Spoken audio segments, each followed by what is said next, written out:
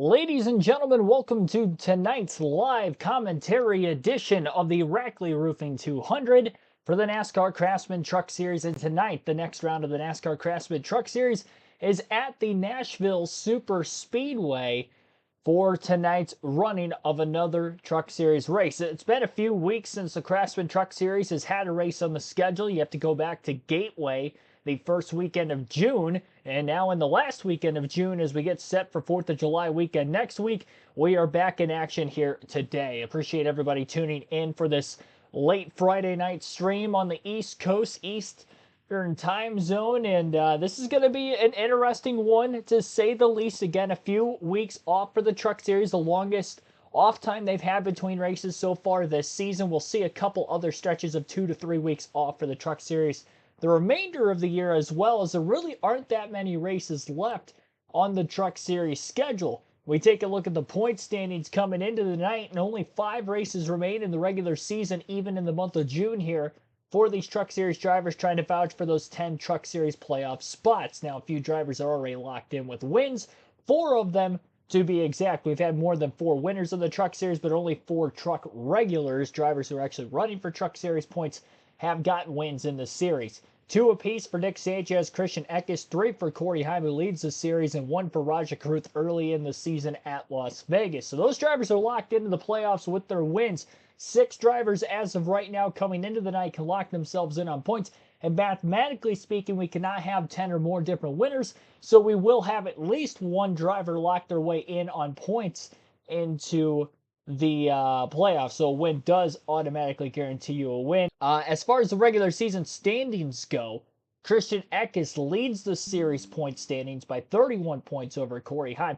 Now, Corey Heim would more than likely be a lot closer to where he's at. And in fact, he would actually be the points leader if it wasn't for his disqualification 2 races ago at the end of May at the Charlotte Motor Speedway. He finished second in that race. He scored 19 stage points with winning a stage, second in another stage, but he got disqualified for not 1, not 2, but 3 loose lug nuts on the left rear tire of lug nuts. And if you have more than 2 lug nuts that are unsecured, you will get disqualified per NASCAR rules. So that's what happened to Corey Heim. He lost all of his playoff points and all of his actual stage points, his race finishing points. He only gets credited with a last place finish in that race, 1 point, where he would have ended up going home with 55 points if it wasn't for him getting disqualified. That 55-point gap would have given him a 24-point lead over Christian Eckes going into this race. Instead, again, he's 31 points back with just 5 races to try to make that up, and both Eckes and Heim have had great seasons. In fact, Christian Eckes has 1 more top 10 finish than Heim, but Heim's got 2 more top 5s and 1 more win. More laps led in the favor of Eckes, 1 more stage win for Corey Heim than Eckes. These two have been going head-to-head, toe-to-toe, and really flipping back and forth between who runs better than the other on a weekly basis, or racely basis, in this case with us not racing the last 3 weeks. Nick Sanchez has climbed up to second in the, or third in the point standings behind the top 2 in front of him. He's 53 points out of first. Mathematically speaking, he could take the points lead tonight, but more than likely not going to happen with the 53-point deficit he has. He's had a quietly strong season, 8 top 10s, which is the 3rd most in the series. He's got the 2nd most top 5s, which is even more than points leader Christian Eckes, same amount of wins as him. Although his wins haven't come in dominating fashion like in Eckes or in Heim. Only 62 laps led for Nick Sanchez compared to the 462 for Eckes or the 343 for Heim. 1 stage win to boot as well there, but nonetheless, Nick Sanchez looking like he could be a Championship 4 competitor by the way the season has gone, and having the amount of playoff points he does compared to a lot of other drivers who look to be qualifying themselves for the Truck Series playoff field. Going on the not regular season championship talk anymore, but now let's go closer to the cutoff line. We'll take a look at those drivers who aren't locked into the playoffs, that are just on the inside of the cutoff line, looking out, and just on the outside trying to look in.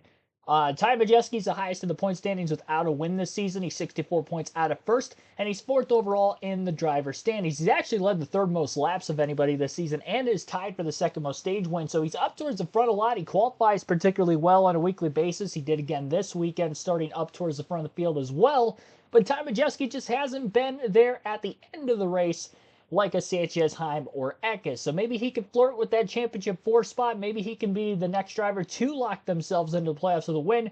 But if he doesn't get a win, points are looking pretty good. He's over 2 full races ahead of the cutoff line with, again, 5 races remaining and 4 after tonight in the regular season. Now, big gap between him and Taylor Gray. Gray is 5th in the point standings overall, but even though he's 5th in the point standings overall, he's about a full race worth of points ahead of Friesen. Now, the good news is for Taylor Gray, he's got 5 drivers between himself and the cutoff line, so there's a lot of movement that would have to be had for other drivers to have more successful days than Gray. So I think Gray is still going to make it into the playoffs, but he's not a lock by any means like those drivers are who, again, have a win.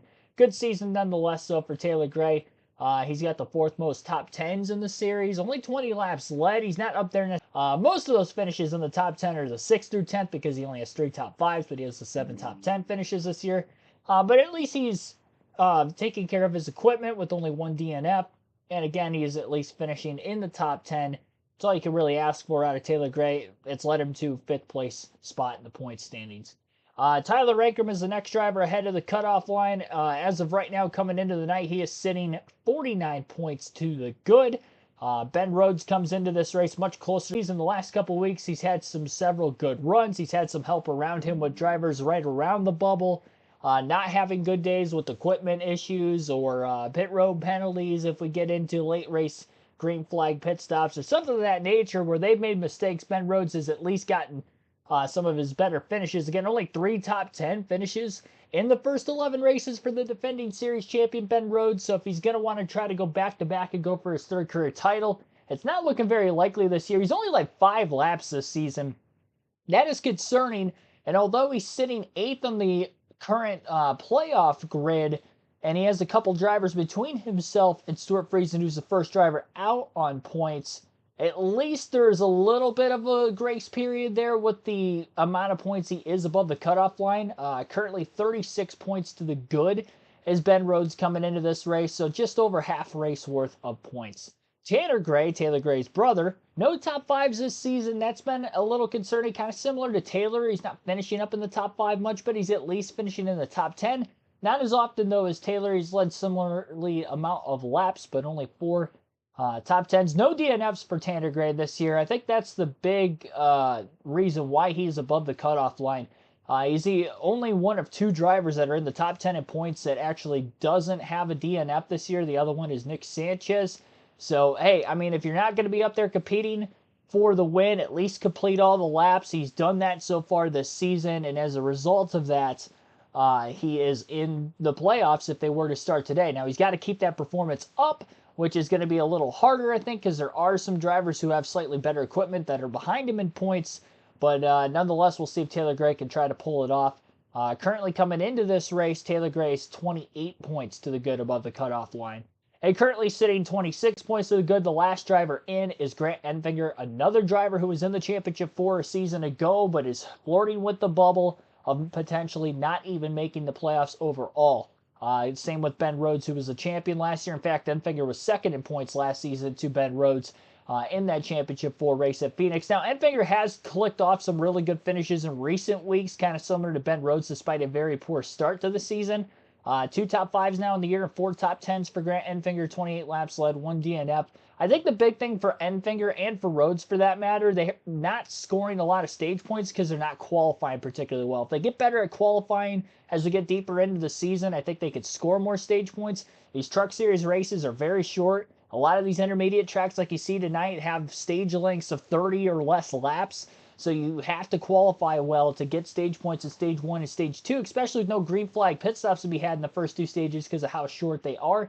Some cases, on short tracks, for instance, we've seen this season where they can go the first 2 stages without even having to pit for fuel or tire purposes. So definitely going to have to start qualifying better, I think, for both Grant Enfinger, Ben Rhodes, if they're going to want to stay above that cutoff line.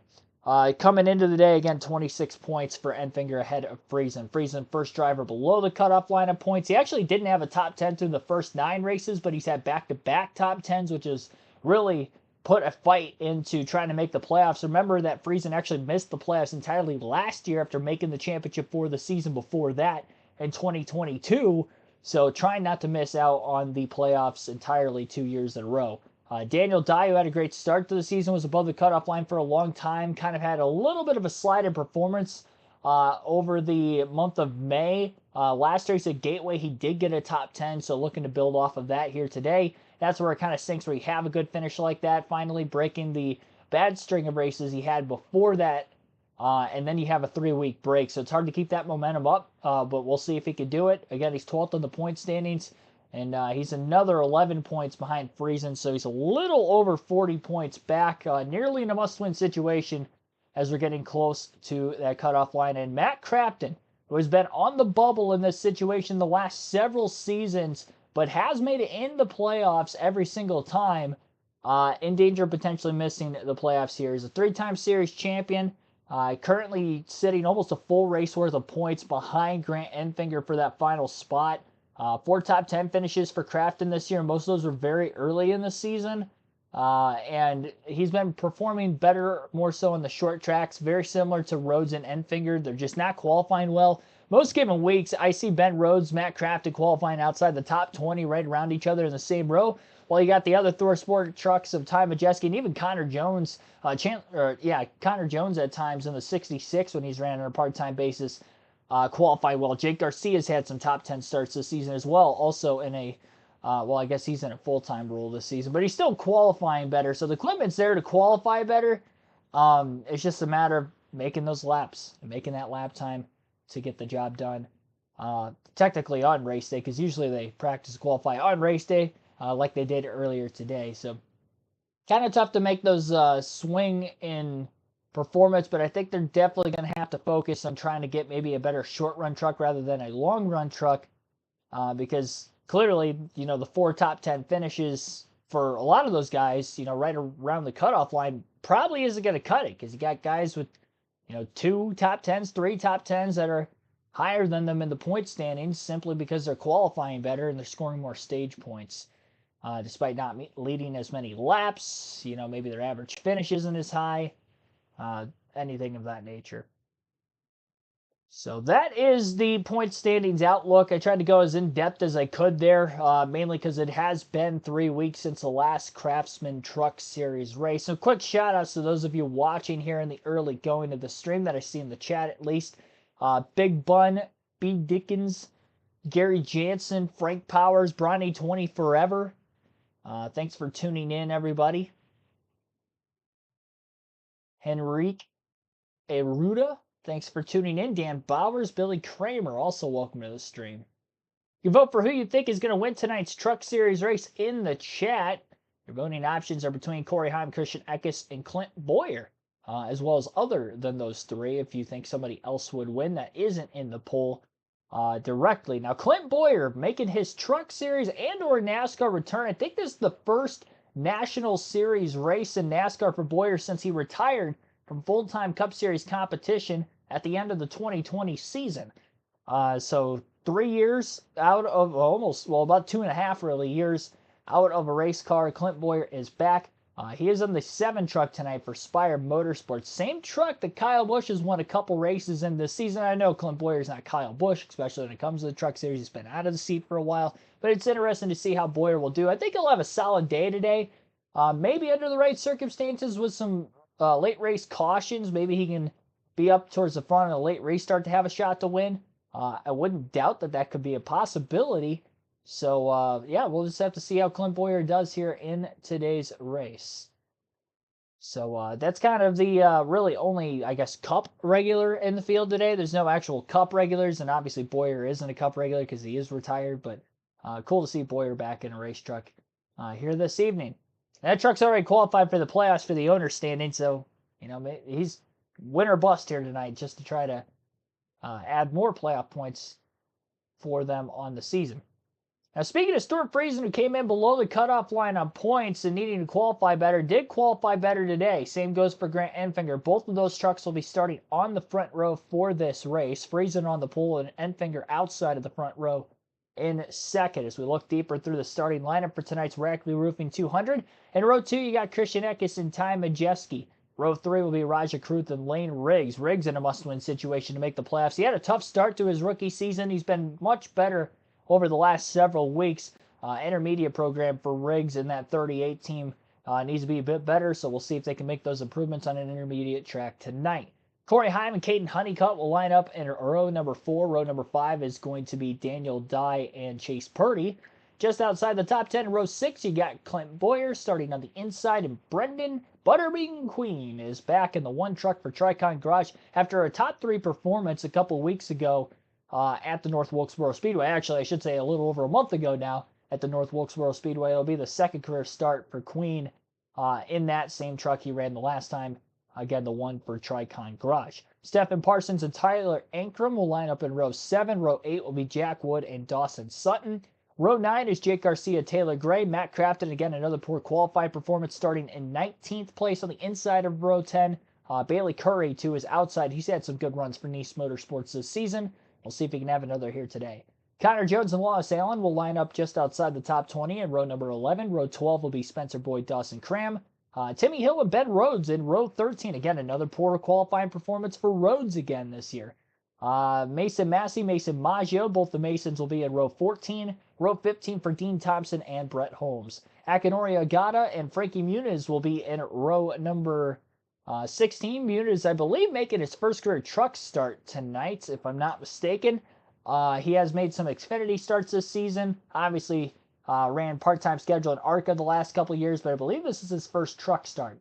Nick Sanchez starting very deep in the field, back in row 17 with Tanner Gray also in that row, so a couple of playoff drivers, at least at the back of the pack. And then Ty Dillon and Matt Mills will be in row 18, rounding out tonight's 36 truck field. 200 miles, 150 laps is the scheduled distance around this 1 1/3 mile oval. So a little bit less than 1.5 miles in length, but not quite small enough to be a 1 mile racetrack. Longer straightaways, tighter corners, but progressive banking in these corners, so not like Gateway, what we saw in the last truck race where it's very flat with the long straightaways. This one has banking, but you're still going to be using a lot of braking. And again, multi-groove racing here at the Nashville Super Speedway tonight. We've seen some good races here over the top 3 series since they've come back to the Nashville Super Speedway in 2021. Checking pit road times as of right now on the pace laps. Turn it over to the Fox booth. If you're wondering where you can watch this race visually tonight, of course, I'll give you guys the commentary throughout, but visually, the race is on Fox Sports 2. So again, if you're wondering why you're trying to find the race on Fox Sports 1 and can't find it, again, the Truck Series is carried by Fox the rest of the season, even though that the Xfinity and Cup Series have gone to USA Network and NBC. Truck Series will still be aired on Fox the rest of the year. Same goes for the next TV contract as well. They'll still have the full Truck Series schedule. But again, tonight on Fox Sports 2, so the sister channel to Fox Sports 1.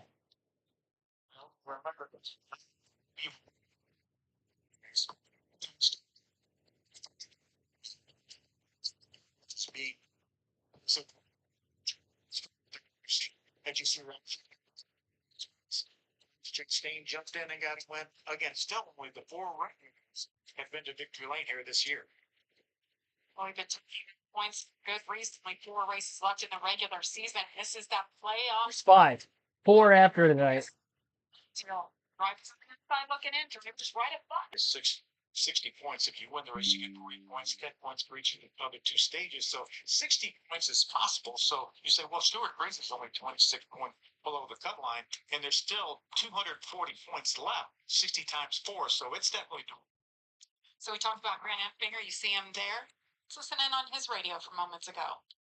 Hey guys, thank you all for continuing to work hard and making our team better, making the truck better. Thank you all for bringing us a good truck today. But good job and thank you.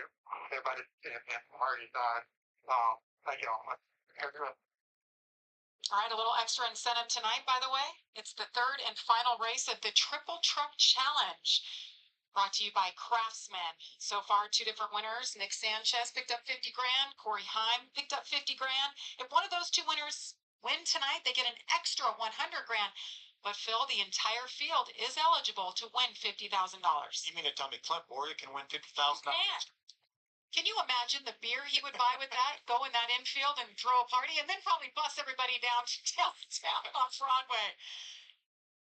Well, Nick Sanchez Let's get an update. Starting in the back today. Amanda? Yeah, Jamie, I talked to him ahead of even qualifying before he hit the wall and they had to bring that backup track. Nick will start in the back. He talked to me about how at this point in the season, he's still racing for a chance at those regular season points. You know, he did kick off this year with that win at Daytona. You're going to see him go heavy into the wall right there. That was the indication of why that backup truck did come out, and he is turning laps here from the back as we get this race started. But said he talked about the competition this season. You go back 1 week ago, or you go back to the last race, just with the finishes, you have to have perfect races, he said. Absolutely. It'll be fun to watch. Nick Sanchez comes from the back. That team has had a lot of work. But Stuart Friesen leading the field to green. All right. Yep. Green flags in the air. We are underway at Nashville under the lights for the NASCAR Craftsman Truck Series.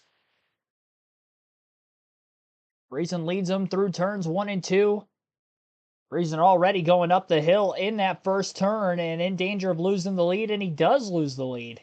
Christian Eckes and the 19 is going to be the one leading the way into turns 3 and 4 on the opening lap of the race now. And caution already, turns 3 and 4, multiple trucks spinning.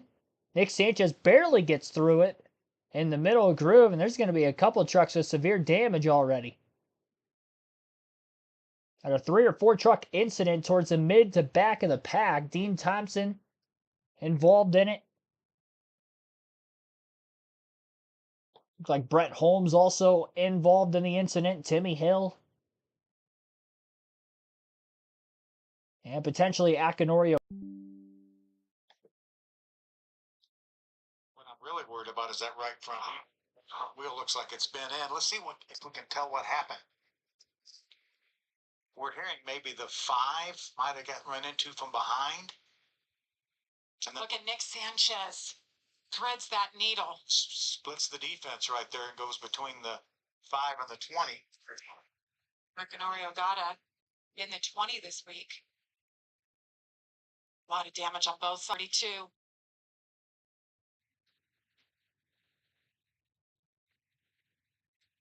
Just barely even up to full speed. Let's see if we can run. Ty Dillon. Remember, Ty was one of those trucks that had to go to the back as well.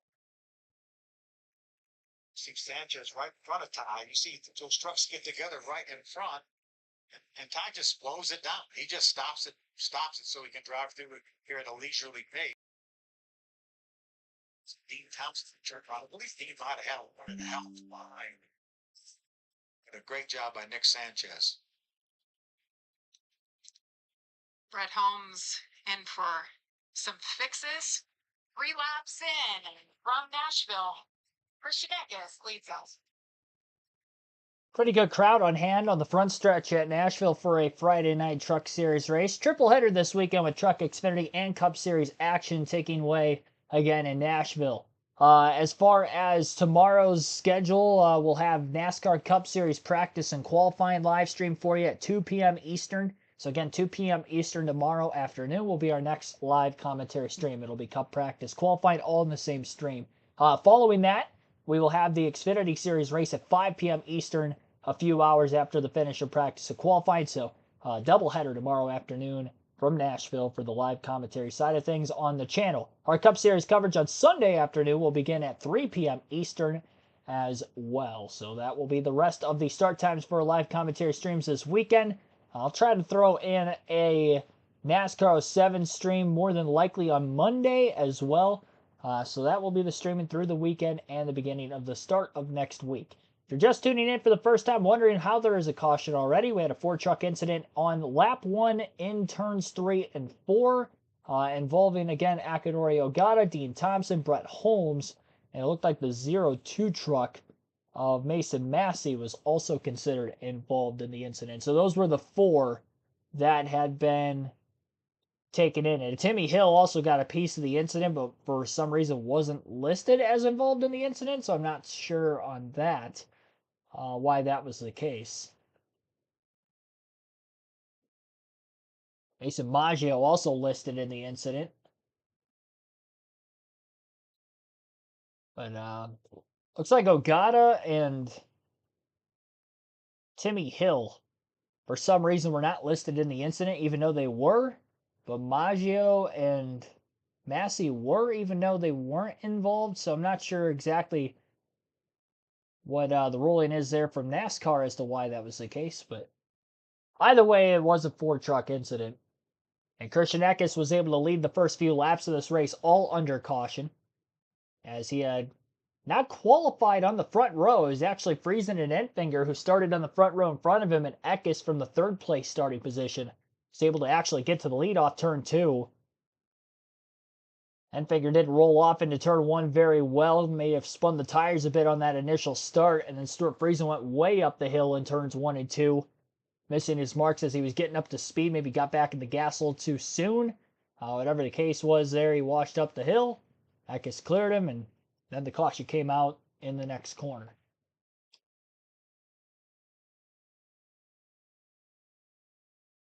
I didn't forget it. I stated it.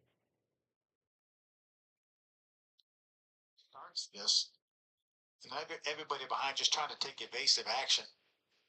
Mason Massey goes way up high, gets into the out. Takanori Ogata and Nick Sanchez drives between two trucks with barely enough. Let's hear from the 21. Brake, and I just couldn't react enough. I mean, I was gonna start it. I started getting on the brakes, and the next thing you know, he just started to stop a lot sooner than I expected. I don't know. Dude, I don't know what happened, but I hate to see that. I'm not that kind of guy. You can tell there's a lot of contact there. All nose bashed in. Also saw Tanner Gray in the 15 had quite a bit of damage. Residual effect of this. Yeah, there it is right there. Oh, You yeah. see the right front tire with concrete. I think he got up into the wall. Metal dust now, obviously because of the safer barrier. Yeah. Remember, he got into the wall during qualifying with just a little bit of a kiss on the right rear corner. Quite a bit more damage to the Dead End Tools Toyota for Tanner. And you know, Bill, we see that right rear damage. That's the worst spot on Dean Thompson's truck that it could be damaged. It looked like a truck was high in front of Dean. Maybe he let off a little bit early, and that caused the contact from behind. So, as you heard on the radio, nothing intentional, but that doesn't fix Dean's truck. And team owner David Gillen sitting on the truck and looked over at me and just shook his, sitting on the pit box and just shook his head and said, "This is a bad start to the night." So, but two of his trucks involved in this. See if they can just rally throughout the evening. Yeah, it's a tough break. The garage opened this morning. It makes for a very long day waiting for the race to start, and then we're on lap 2, and this happened. If you check the right side of your screen, we're going to see where Tanner Gray gets his damage. See, that's him up against the wall, I think, with Brett Holmes. And remember, he's one of those drivers that's above the cut line coming in here, just 28 points above the cut line. He certainly didn't need anything like this to happen, Amanda. Yeah, you'll see Tanner exit pit road for the second time tonight. They made sure to get him out on that first one so that he would be ahead of the pace car so they could monitor the lap situation. He did come in for the little tape that you saw one in there on the rear of that truck. Seemingly purely cosmetic at this point, so could be 15. So the guy, Tanner Gray, fixed up enough to get back out on track. Should be coming green this time, as Christian Eckes wasted no time jumping to the lead. Stuart Friesen slipped back to second. Grant Enfinger, Ty Majeski, and Lane Riggs, your top 5. There's our guy, Boyer. Back in the 11th spot, right where he qualified. Rackley War driver, 2 trucks in the field. It's kind of a home game for this team. They're not based in Charlotte like all the other teams. They're actually in Tennessee. And Dawson is sons. And again, as I mentioned, won that big super late model race. His first super late model win at Milwaukee just a week or so. All right, so Christian Eckes now in the front row for this restart. Gets a great launch through the restart zone comparison to Friesen to his outside. And I think he's going to be well clear into turn 1, and he is. Friesen trying to challenge hard on the outside lane. Eckes going to try to run him up the hill a little bit. Eckes is clear still off of turn 2. 3 wide for about third place, though. Down the backstretch into turns 3 and 4. The rookie Lane Riggs on the bottom. Grant Enfinger in the middle has to lift to keep from getting sandwiched between himself the 38 and the 98, who was on the outside. The 98 is Ty Majeski. Side drafting going on in that battle for third on the front stretch again. Still door-to-door is the 98 and 38. 9 sits in line behind. Also a lot more side-by-side action going on behind Enfinger. Enfinger dropping like a rock here in the early laps. Trying to get going on this restart. Keeps finding himself in the wrong place at the wrong time. Caution is out again. And for the second time, Brett Holmes has involved a lot more damage to the back of his race truck now as he's gone for a spin. And this time it was in turns 1 and 2 where Brett Holmes went for the spin. 2 cautions in the first 10 laps. Called it, Bill. 27-year-old from Munford, Alabama. Looks like his night may be done, Mikey. Yeah, I can guarantee you one thing. Clint Boyer's eyes are wide open right now because I'm watching this action 2 and 3 wide. Side drafting, as Phil called. There's so much going on early in this race. And you just got to but that's easier said than done. He was way back in the pack. I think the truck was damaged, but the racing in front of him was so intense. We're going to see a lot more of this. We know how the truckers like to charge, and they're charging here in Nashville tonight. No doubt. As Brett Holmes limps it around to pit road, we will step aside. Christian Eckes leads Stuart Friesen at Nashville. So again, 2 cautions in the first 10 laps of the race. Brett Holmes, unfortunately, involved in both of them. He wasn't the cause of the first caution, but he definitely was here this time. They have added 2 more trucks to the list of those that were involved in the first incident today, so 6 total. Those 2 were the 2 that were left off there that I named of Timmy Hill and Akinori Ogata. So for some reason they weren't listed in the incident. Now they have been. So what was a 4-truck incident now is considered a 6-truck incident on lap 1 in turn 3. This incident in turn 2 on the spin after the 32 of Brett Holmes lost control, got a bit loose, had damage from the first incident, which I'm sure was the reason for his truck being unsteady and the cause of him getting loose. So with a lot of these laps ran under caution, what was already a short stage 1, I would imagine that this only makes qualifying that much more important.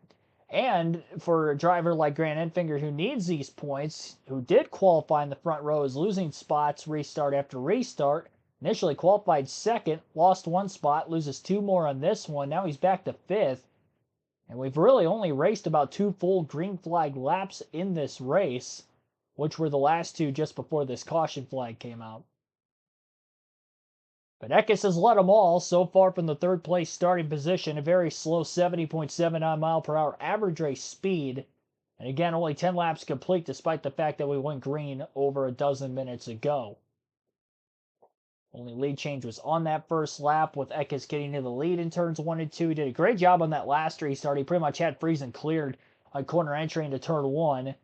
Friesen tried to carry a lot more momentum through the center of the corner on that outside, but couldn't get it to stick ultimately, and Eckes was still clear off turn 2, so we'll see if he can do that again. Friesen, of course, no laps left from the pole, but he is still in the 2nd place position. Listening live to the Rackley Roofing 200 on KRC. We'll take our first ad break of the stream. Thank you again for listening live as we stay live with our full flag-to-flag coverage.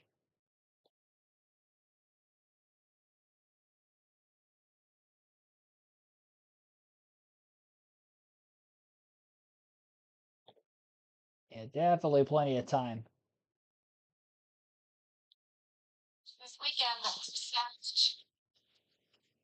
this race coming out you Berlin Raceway at 10 Eastern. And you see the 22 racing units. Of course, known in Hollywood, but he's also a race car driver. We've covered him, Phil, a long time last year. That's right, in the ARCA Menard series. He's doing a little bit of ARCA this year. He's doing a little Xfinity, and now he just announced he's doing a few of these truck races, Amanda. Yeah, Jamie, you look at his performance this season in the 5 races that he's been with Nice Motorsports. 4 of them he's finished in the top 10. I know there's a lot of expectations on Caden out of this camp. He qualified 8th today, corruption running 6th. How's the progress so far for Caden? Really good so far. I mean, Caden's done a really good job every time he's gotten in our truck. And I think tonight will be no different. Good luck.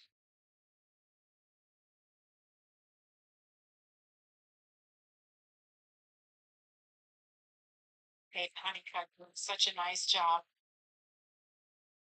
Good to see him back behind the wheel. So you see the choose roll inside, outside, how they chose here. There's Boyer up in the fifth row, the outside of the fifth row. Friesen and Eckes up front. Eckes has led, I think, every single race this year. Christian Eckes has led at least one lap. They didn't have the choose back when Boyer was last in a truck back in 2016. A lot of things have changed. Heck, he even said he got in a simulator. He said Ryan should take inside outside. Do you need some Dramamine so you don't get sick in that thing, old man? Good simulators for young guys, I think, Jamie. Well, that's what you hear the older generation of drivers say. It kind of makes their stomach upset, kind of get dizzy in that thing if you're not used to doing it. We're adding a lap here. Stuart Friesen will restart on the outside. Christian Eckes on the inside. That great restart. See a couple Fords back in the second row with Majeski and Lane Riggs. Ford still looking for their first win here in 2024. There's Brett Holmes, just a mangled truck, involved in 2 incidents. This will end his night. We mentioned that this is the Triple Truck Challenge, and the winners so far, Nick Sanchez at Charlotte, Victory Lane held up that $50,000 bonus, and Corey Heim, our last race a month ago at St. Louis, he took home that $50,000. So a lot on the line for them. Well, it was $100,000 for these things extra if they could win tonight. Talked about earlier, $50,000 to anybody that goes to Victory Lane. Well, Sanchez says, if I have a shot at him, you guys got to stop wrecking. Let me run through the field because he started in the back and he's still 30 seconds, so hasn't made up a lot of ground. He hasn't really had time. What if we run maybe a couple overall green flag laps? 2. You see his truck, that does not look like the normal Nick Sanchez truck. Got the outside wall in qualifying. The team only had 2 hours to pull out this backup truck. Didn't have a single decal on it. I saw there. I mean, there was people from all their teams. They have 3 truck teams. Basically, they have it's a Rev Racing, but they have an agreement with Spire Motorsports. Some of the Spire Cup guys were in there helping get that truck ready for this race. Bono Mannion is crew chief, and it's a hot day. So those boys tongues are wagging already. They had a lot of work cut out. Tongues are wagging. Pole here last year, so we know this is a good place for Nick Sanchez, but he just needs some green flag running here. All right, lap 15 restart. Hopefully get more than a few green flag laps in this time. We are back to racing again under the lights at Nashville Super Speedway, and another great restart in the inside of row 1 for Eckes. A couple trucks going down to the apron in the middle of the tri-oval after they pass the start-finish line, of course, to keep from getting a lane violation penalty. A lot of 3-wide racing middle to the back of the pack off the exit of turn 2 down the backstretch, nearly 4-wide, very tail end of the field. They try to get sorted into the turns 3 and 4 area of the racetrack. Lane Riggs up to second, a great restart for him, getting by Stuart Friesen in the 52 and the 98 of Ty Majeski. Enfinger trying to block Corey Heim late down into turn 1 on the inside lane, while the 45 truck of Caden Honeycutt stays to the outside of the 9.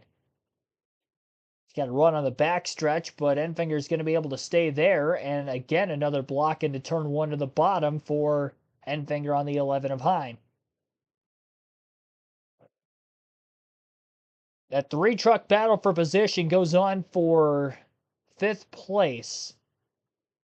Enfinger taking that cut down to the apron again, through the tri-oval, trying to take the shortest route on the front stretch. Makes for a more awkward corner entry into turn 1, but it was already going to be awkward down on the bottom lane anyway.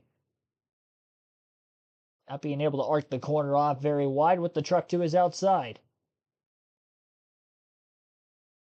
Eckes over half a second lead already on Riggs at the very front of the field. Currently working lap number 18 of 150 tonight.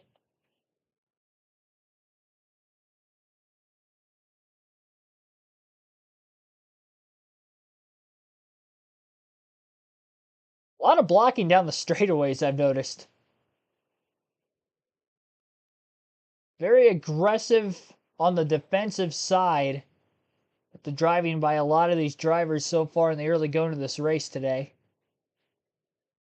Maybe some of the reasoning, we have seen a couple of early incidences.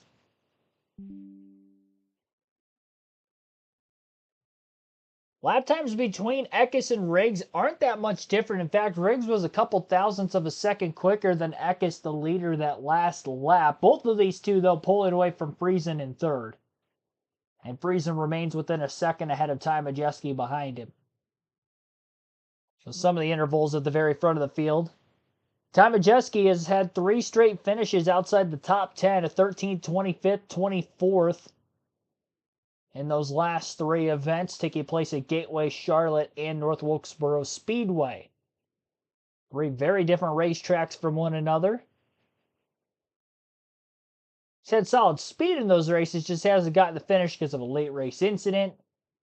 Look back to that Charlotte race, he was actually competing for the win late. Got taken out on one of those late race restarts.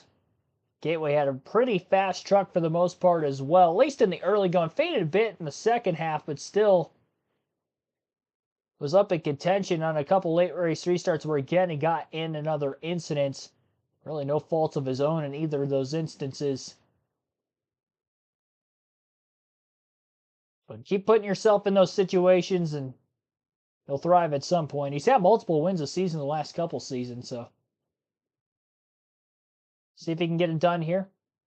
Although we only have 5 races left in the regular season, 4 after tonight for the Truck Series, they still have 7 playoff races as well, so still got about 11 to 12 races remaining on the Truck Series schedule entirely to try to get that win if you're Majeski. Been top 5 in points the whole season. Ty Dillon from the last place starting position, trying to work his way forward, finally getting a green flag run in here. He passes Dawson Cram in the 46 for the 23rd spot of the racetrack on this lap. Honeycutt slowly running down Ty Majeski, now battling for 4th. A little bit of trash on the grill of the 98 truck of Majeski as well. May have to let the 45 around him and duck in line immediately behind him on the straightaway to try to get the airflow to blow the trash off the grill before the 98 potentially overheats here.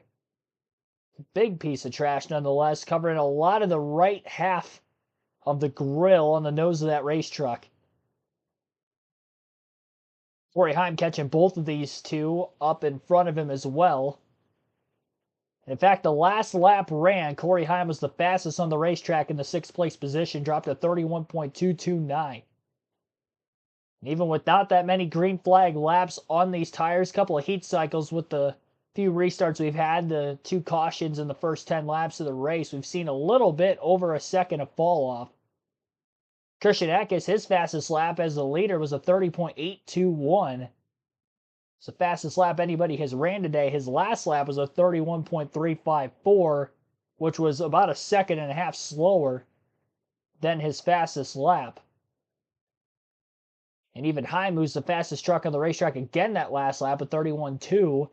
The only driver to run any sort of a 31.2 that last lap, he was still 1.3 seconds slower than his fastest lap of the race.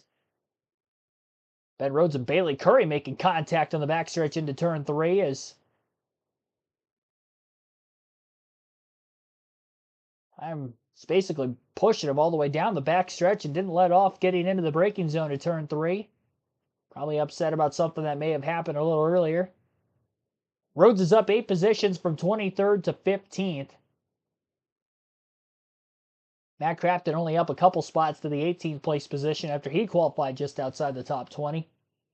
Brendan Queen has fallen back to 21st after qualifying just outside the top 10. Clint Boyer up 1 spot from 11th to 10th.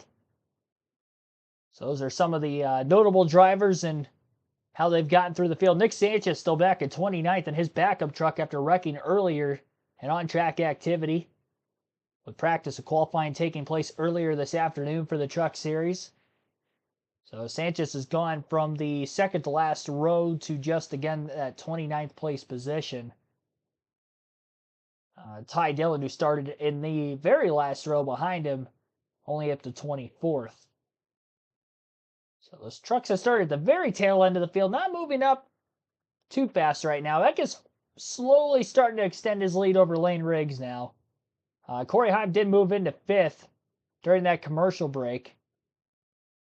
And in fact, Ty Majeski, who was in the 4th place position not that long ago, is all of a sudden back to 9th. And he's dropped over 4 seconds from where he was on the racetrack not that long ago. Honeycutt now to 3rd during the commercial break as he gets by Stuart Friesen for position also. Corey Heim is up in the top 5 for the first time. Majeski, yeah, now back to 9th. So Ty Majeski definitely starting to free fall here. Still staying under green, lap 28 of 150 tonight in the Rackley Roofing 200. Christian Eckes is your race leader by 9/10 of a second over Lane Riggs. Riggs in 2nd. Caden Honeycutt is 3rd. He's 3.5 seconds off the lead. Stuart Friesen 4.6 seconds back at 4th. Corey Heim in 5th. He's 4.9 seconds off the lead. Daniel Dye 6.3 seconds back at 6th. Good run in the early going for him. Grant Enfinger is already down 6 positions to 7th. He's 6.7 seconds off the lead. Raja Karuth in the top 10 for the first time tonight, 7.5 seconds back. Ty Majeski, as I mentioned, has fallen to 9th place, 8.2 seconds off the lead. And Clinton Boyer still camping out in the top 10 in 10th as he's 9 seconds off race leader Eckes. Eckes with over a 1-second lead now for the first time since leading in this race. He has led every lap still to this point.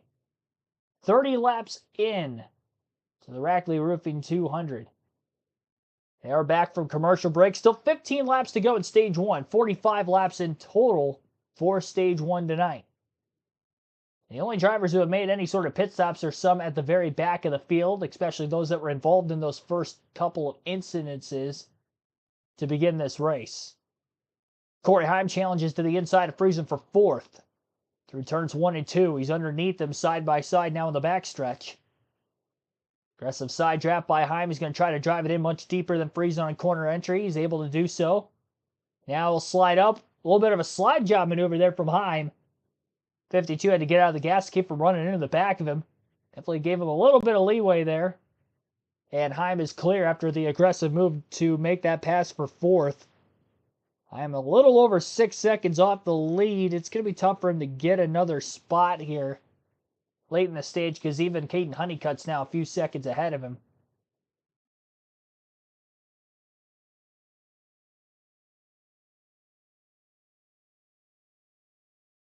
I guess trying to hold on, get the stage win. Again, he had a 31-point lead over Heim in the regular season standings coming into the night.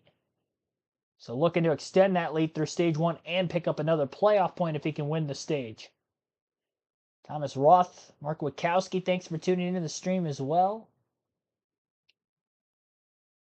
Jeremy Granger Jr. I don't know about a big one. It was a 6.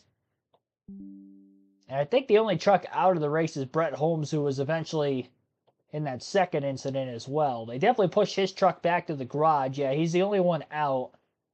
Not all the trucks that were involved in that lap 1 incident are off the lead lap, but of the drivers that aren't on the lead lap, they were all involved.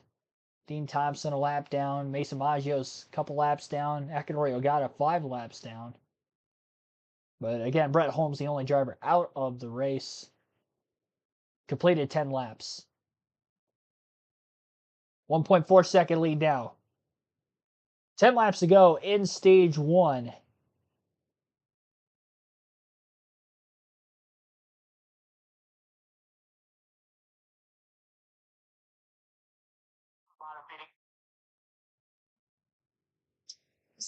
Say he was getting weeks again. That's the biggest complaint in practice.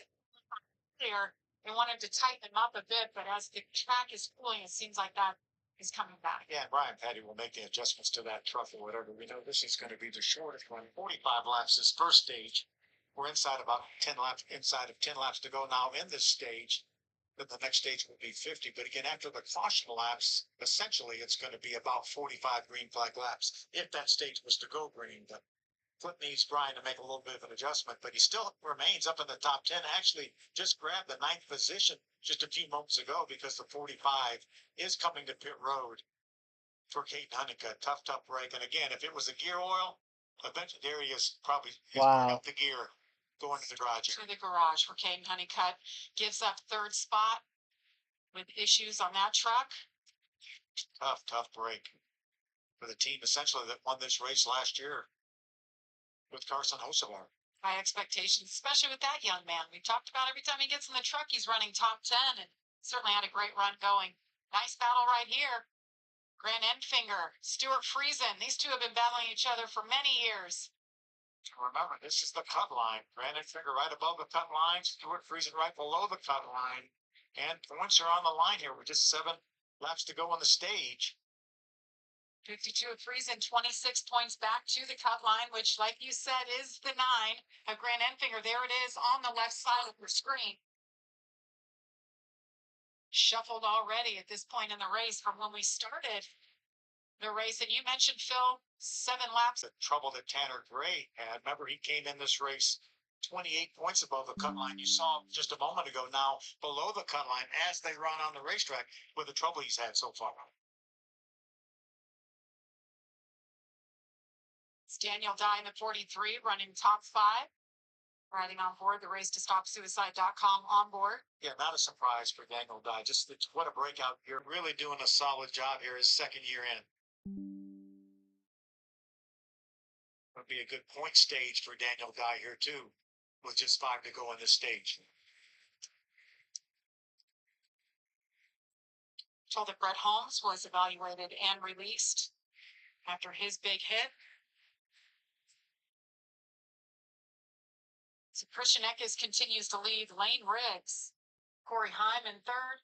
5 laps to go in stage 1, coming up at 4 to go this time by at the line. Christian Eckes is a little over a second and a half ahead of Lane Riggs. Again, developing story there, some sort of a gear issue for Caden Honeycutt. He is now in the garage area. He was running in the 3rd place position prior to his departure from this race. So try to get that fixed and get him back out on the track, but obviously well out of contention for the win and well off the lead lap already. He is 5 laps down. So tough to have a mechanical issue there. And as you heard from Jamie Little over the broadcast, that truck won this race a season ago with Carson Hocevar, and they definitely showed a lot of speed in the early going here. It was going to be interesting to see how he would have been able to do from stage 2 onward now that he would have had that track position towards the front of the field, where he had to work on getting up to 3rd here for the first stage, but not qualifying as good as some of those around him. Roger Carruth making a pass on Stuart Friesen, nearly clear off turn 2, not quite. Carruth lost him, and it may take him an extra lap or so to get by the 52. Friesen a little tight off the exit of turn 4, but still stays door-to-door on the front stretch with the 71 of Carruth underneath him. 2 to go in the stage now. Every stage point matters here, and now lap truck in the way of Carruth on that bottom lane, so he's not able to stay door-to-door. Friesen holds on to the 6th place position for at least a little bit longer. Final lap of stage 1 now at the line for Eckes. It's about 30 seconds away from winning his 4th stage of the season. That would tie him for the most of the Truck Series regulars. It would tie him with Corey Heim at 4 apiece. And again, Eckes has led every lap from the 3rd place starting position here. He'll lead every lap of stage 1. Daniel Dye looking fast here in the early going. He's putting a challenge to Grant Enfinger in the 9 truck. This is a battle for 4th on the final lap of the stage. Dye gets it to stick on the bottom of the track, still side by side off the exit of turn 4. Enfinger carries the momentum, though, off of the high side and beats him to the line. So Enfinger does barely hold on for 4th. The Carruth did get by Friesen on the final lap of the stage for 6th, a little bit behind them as well. So your full stage 1 results, at least for the top 10 getting those stage points. Again, Christian Eckes with the stage win. Lane Riggs 2nd, Corey Heim 3rd. Grant Enfinger 4th, Daniel Dye 5th, Clint Boyer 9th, Tyler Ankrum 10th. 1 point per position, and again, a playoff point for the stage winner, Eckes. Tanner Gray will get the free pass in 26. Remember, he had a little damage from that lap 1 incident. And also a little bit of damage on the right rear corner panel from practice earlier today as well, but at least he'll be getting a lap back here. And unfortunately for Gray, came into this race above the cutoff line by 28 points. Not off to a great start with that early wreck, and that's the danger you have of starting deep in the field like he did also for this race. But again, he will get the free pass. Nick Sanchez went a lap down before the end of the stage in 28th. Also wrecked earlier today. He, though, is in a backup truck. Gray is not. I doubt we'll see any wave arounds here when you consider the fact that they're not going to be able to make enough fuel to the end of stage 2, especially if they didn't pit it all in stage 1. I guess they could take the wave around to a certain extent, considering they would have pitted during the second caution. But even still, that'd be a pretty high risk, but I guess in a situation where you're a lap down, especially if you're a backmarker driver, pretty much got nothing to lose here. Tanner Gray has not DNF'd yet this season. Same for Nick Sanchez. Only 2 drivers in the top 10 in points without a DNF through the first 11 races. And again, those 2 starting a lap down here in stage 1. Stupid Fast Racing, thanks for tuning in as well. And yep, Doug Bowers, thanks for tuning in also. 45 likes on the stream. Be sure to hit the subscribe button if you are new. Hit the like button on the stream as well. Our goal is to get to 100 likes tonight. We're at 45 through the first stage. So like button goal is 100 for tonight's stream, as it usually is for these Truck Series races. Again, be sure to subscribe. Nearly 70% of viewers on this channel over the last 30 days are not subscribed. We've set new stream records back-to-back Sundays now on the season, with our most viewed stream 2 weeks ago at the, shoot, what race was that? Iowa. There we go. Had a brain fart there for a second. The Iowa Cup race on that Sunday night. That was our most viewed stream of the season. Only to follow that up with last week's stream topping that for viewership. So greatly appreciate you guys tuning in here on a weekly basis. So definitely be sure to hit that subscribe button. That helps me out that much more. We got pit stops for the first time.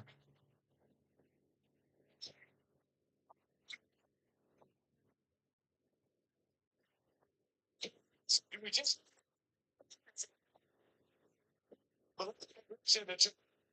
as a he goes away. Cody French went to Arizona State University and played football. He's a jack man. How did it go, bud? Did you feel good about the stop? It's a good stop, yeah. No ball, but pretty good. I think we gained some spots. You're an athlete. You've been an athlete your whole life. You still get pumped up for this, right? Yes, sir. Yeah, that's what you got to bring to the table. That's right. Good job. Amanda.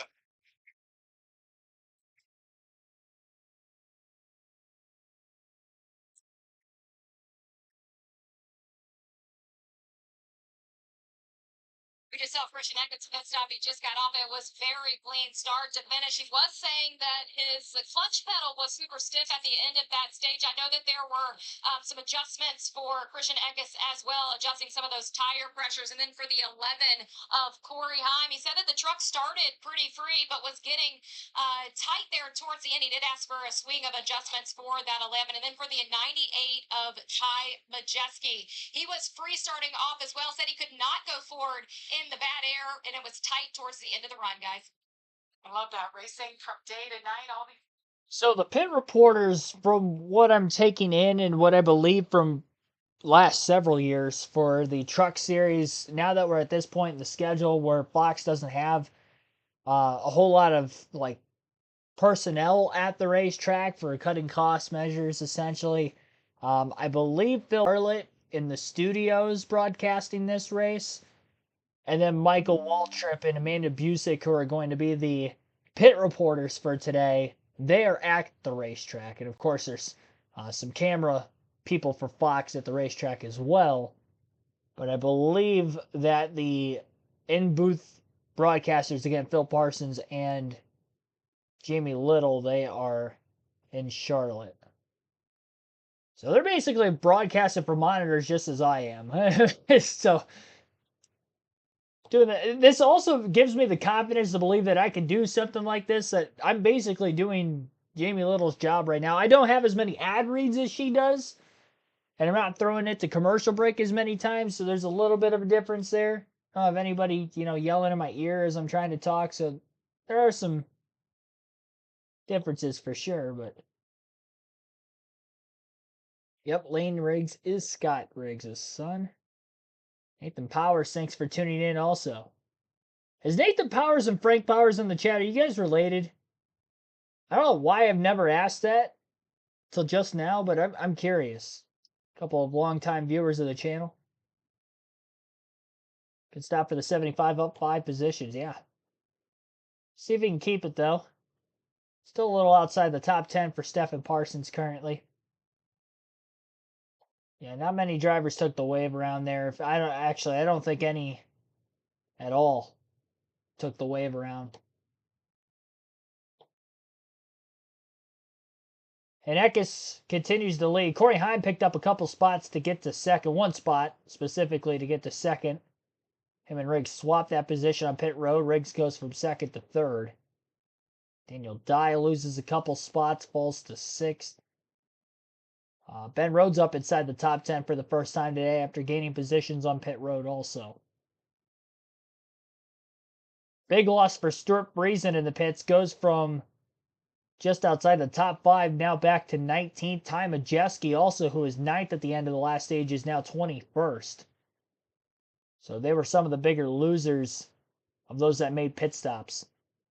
We'll have a diecast showing at the end of Stage 1 and Stage 2 today. We got a former Nashville Super Speedway winner in the truck and the Xfinity Series. It's Kyle Busch. I think most notably, his win at Nashville Super Speedway was when he smashed the guitar in Victory Lane, so that's why I've got a Kyle Busch diecast. This is not that same diecast from Joe Gibbs Racing, but it was from his Joe Gibbs Racing days. This is his Snickers Toyota Camry. I believe this is from the 2013 season. First year of the Gen 6 car. I believe, again, that this is 2013. Could be 2014, one of those two. 164 scale diecast. Again, I've already shown the whole collection of 124 scale diecasts I have behind me. So we're on to the 164 scale. And the reason why I'm doing 2 diecast showings for this one is because I didn't get a full stream in for Cup practice last week with it getting rained out as well as Cup qualifying. So doing 2 diecast showings today. We'll have our usual one at the end of Stage 2, but there's that brief one here for right now as well. Again, Tanner Gray gets the free pass. Everybody else that was a lap down or more at the end of the last stage remains that way. No free passes beyond that, or no wave rounds, I should say, beyond the free pass. We have been racing for a little over 40 minutes now, just getting done with Stage 1. A couple early incidences in the first 10 laps. Single truck incident on lap 8. Lap 1, of course, is where the 6 truck incident took place. Only Brett Holmes and Caden Honeycutt currently off or out of this race. Mason Maggio also has pulled into the garage recently, so 3 of them no longer on the track of the 36 that started. That stage yellow was our 3rd caution entirely of the race. About to go green. Eckes on the inside of row 1, as he has been for the last several restarts since taking the lead on the opening lap. Corey Heim, though, outside of row 1. 2 regular season championship competitors going toe-to-toe here for that race lead. Oh, big spin! Taylor Gray's into the outside wall just as we were getting going. Another playoff driver having an issue. Both Grays have now been up against the wall. A lot more damage here for Taylor than what Tanner had earlier. Smashed the left front of the truck, about driver's side door first, getting into turn 1. He definitely had contact from behind. I'm not sure if that was because of a late block or an aggressive push gone wrong. Gray was running, I believe, just inside the top 10. Yeah, he was in the 4th row, outside row 4 in the restart. He had Ben Rhodes behind him, and it just looked like Rhodes got into him and turned him. Gray held a steady wheel. It didn't look like he did anything wrong. Rhodes definitely didn't hit him square when he made the contact. The left front of Rhodes was kind of on the right rear side of the back bumper of the 17. And it was right as I'm sure he was getting into the braking zone of turn 1, and around he went. Just looped it. No chance for Gray to make a save there. Second time Ben Rhodes has gotten into the back of somebody tonight, though this one brings out a caution. And he definitely pancaked the left side of his truck pretty good. Splitter's dragging on the ground. Definitely quite a bit of damage here for Taylor Gray. Both the Gray brothers having issues. Corey Heim remains in second for Tricon Garage, at least having a steady night going for them. Another Toyota in the field, Stuart Friesen, after qualifying to the poles, now back in 18th.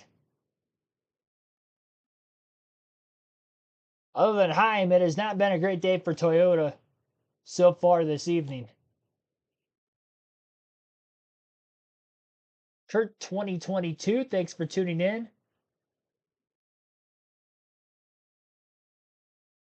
Just being on FS2 and not being available, and Sling brings me here. Well, I appreciate you tuning in anyway. Tim Brown, thanks for tuning in also. Lincoln Kim Hollingsworth, thanks for joining the stream. Zach Powers, thanks for tuning in. Don't think so, but I do have a son named Nathan. But that's just strange. If that's the case.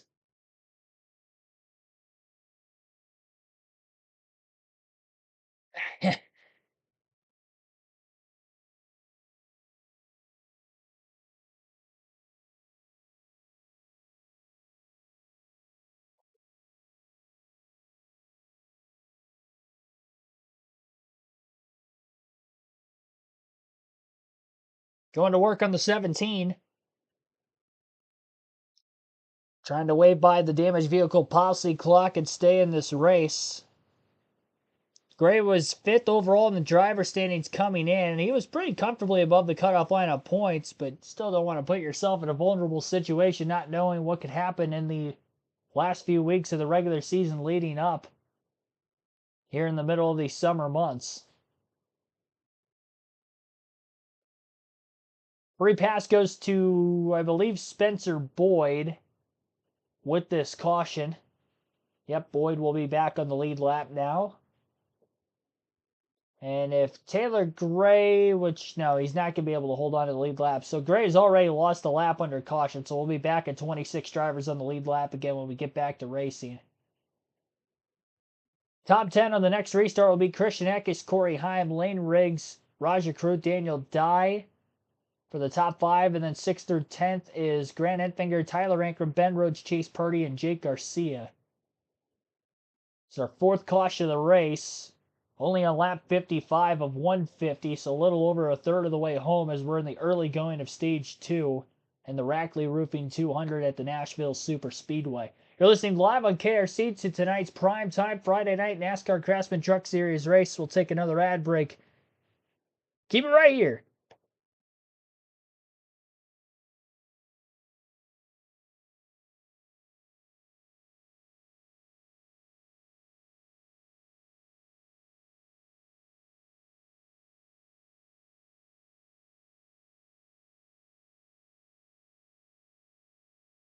I said that. Does anybody know who? I'm big on like watching a bunch of like stand-up comedy and stuff. And there's this guy that impersonates Dr. Phil. His name is Adam Ray. He does a lot of. I've been watching a lot of like clips of his stuff on YouTube over the last couple weeks, and he's been like throwing it to my ad breaks during the live streams the last several weeks. I just like think in my head like as I'm saying. Like, oh, we're going to go to this ad break and just think of, keep it right here. We'll be right back. Don't touch that dial. It's great. Hopefully anybody out there in the chat or whatever knows exactly what I'm talking about. It's hilarious. After the stream, of course. After tonight's race. Maybe tomorrow, depending on how late this thing goes, considering we've had 4 early cautions. This might be a long one. Buckle up. We've had these truck races in the past, actually at Nashville in the past too. Sun hasn't completely set over the Nashville Super Speedway. For the most part, it has, though. Track temps will continue to drop further into the night. Pretty hot during the day. Still in the mid to high 80s for the air temp, even this late in the evening. Taylor Gray is getting pushed back into the garage by his team, so his night will come to an end early.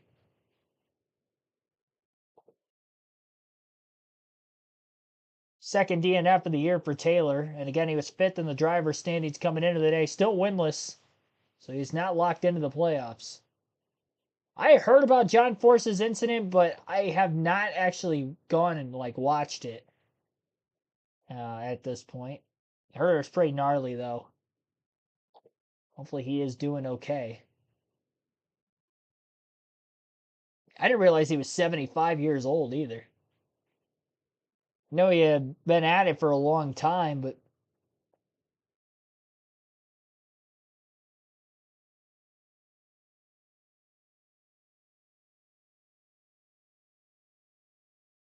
didn't realize it had been that long.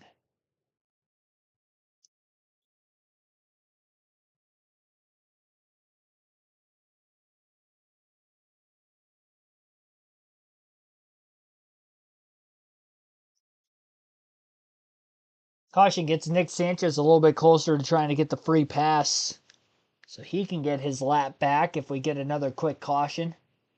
Battle for 27th would be the battle for that free pass position next. Sure to hit the like button. We have well over 100 people concurrently watching and only 55 likes. Again, the goal is to get to 100 likes. And again, subscribe for more NASCAR content. On the road to 10K. Gotta get to 6,000 before we get to 10,000. 6 and 7, whatever. But again, over 70% of viewers on the channel in the last 30 days are not subscribed. So the channel is slowly blowing up. I greatly appreciate you guys tuning in over the last several weeks, breaking some stream records. But definitely hit that subscribe button while you're here. It helps me, helps the channel out a ton. As well as hitting that like button. That's why I try not to reiterate myself too many times over the course of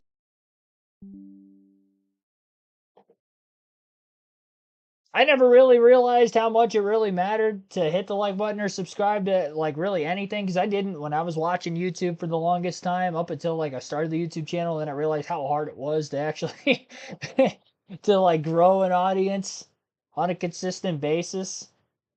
Ever since I started the channel and really started to get in depth with trying to grow this channel, I started to finally subscribe and like basically anything I watch. I didn't for the longest time. I'd watch stuff on YouTube too. We were all there once.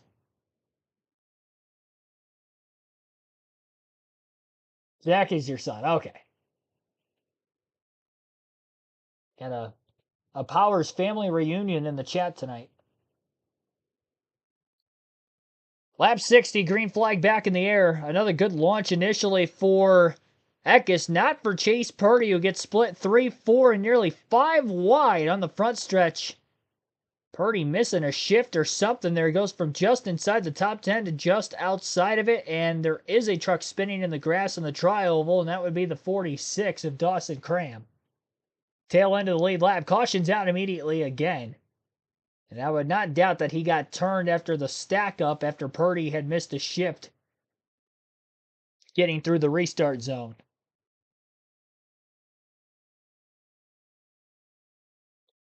Plethora of yellows now. Our second in the early going of stage 2. And our 5th caution in total, and we're still only about a third of the way through this race.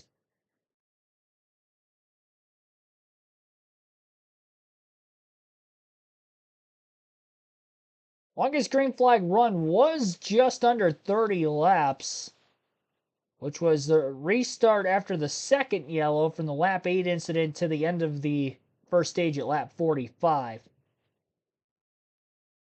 little bit of damage on Clint Boyer's race truck. He was the first truck in line behind his teammate Purdy, who didn't get going in the restart zone. He ran into the back of the 77 pretty hard. Connor Jones into him, and it looked like about the 5th truck back on the inside line behind that was where the 46 of Dawson Cram was. And Cram got crammed from behind, and around he went. Very hard impact for Boyer to the back of the 77 as well. Hopefully the front of his truck's okay. There's several trucks that hit the back of the truck in front of him pretty hard.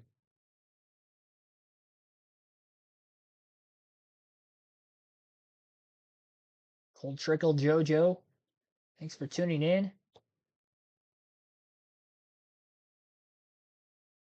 Yeah, it's definitely going to be hot Sunday. I know there are about a 50% chance of thunderstorms Sunday afternoon as well. And I think largely due to the humidity, you could potentially have pop-up showers this time of the year.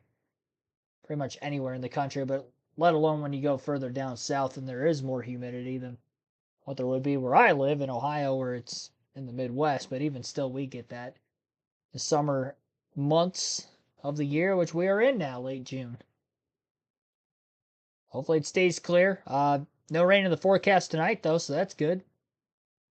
Yeah, there is quite a bit of damage on the front of Boyer's race truck. He definitely caved the nose in quite a bit, and they're going to have to bring that onto pit road, probably bare bond it, because there's quite a bit of a gap built up between the actual like front bumper to where the hood, end of the hood is on the front bumper. So that would definitely cause a little bit too much drag, I'd say, and they're going to have to piece it together. Bare bond on the front of the 77 as well. See quite a bit of a crunch to the back bumper where Boyer hit him. So tough break for two Spire Motorsports Chevys after one failed to get going on the restart, which was again Chase Purdy. A few other trucks behind them that had some heavier hits there have been to pit road for damage repair.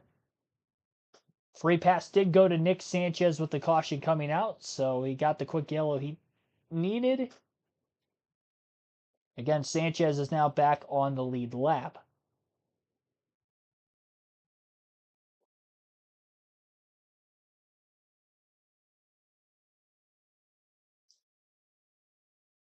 Yeah, Force did do some IROC racing back in the day.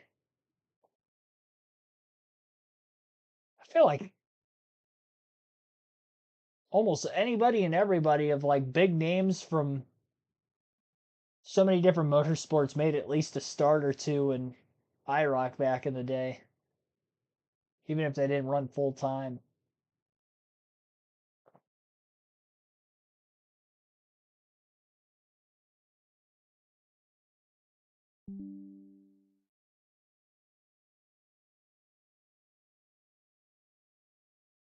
I like that Bronny in the chat mentioned something about Dawson Cram doing better, and then he gets ran over on the restart, proceeding that comment.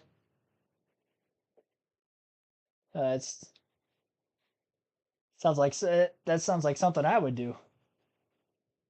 The announcer's curse, I guess, works in the chat too. Yep, Steve Kinzer definitely did it too. Ever saw Mid-Ohio Sports Car Curse since you're an Ohio native? Yeah, I've actually been there a couple times. I was there for an IndyCar race, 22, I think. Yeah, it was 22 because the same year I saw the Indy 500 for the first time. Piqued my interest enough to go there as well. More on that in a second. Here's Taylor Gray outside the infield care center following his crash.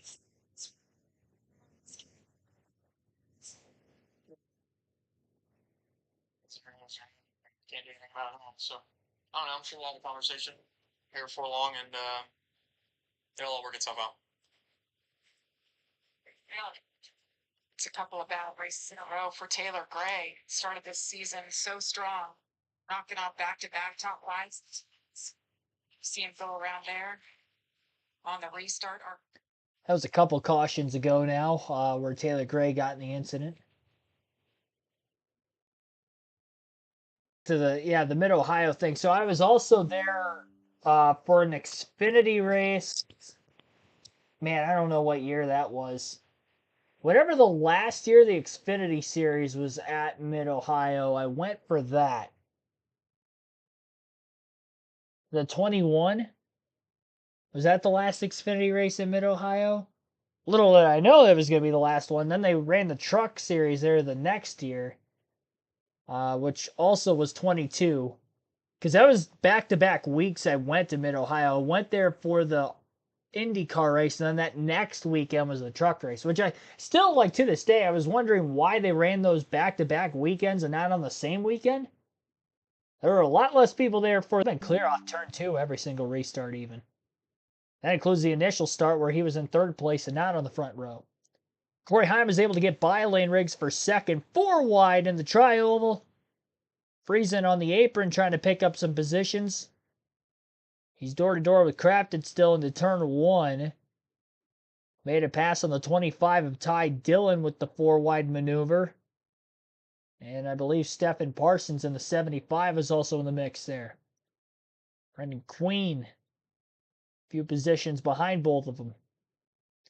Daniel Dye, Grant Enfinger, door-to-door for 5th, battling for position just as they were on the last green flag laps of Stage 1.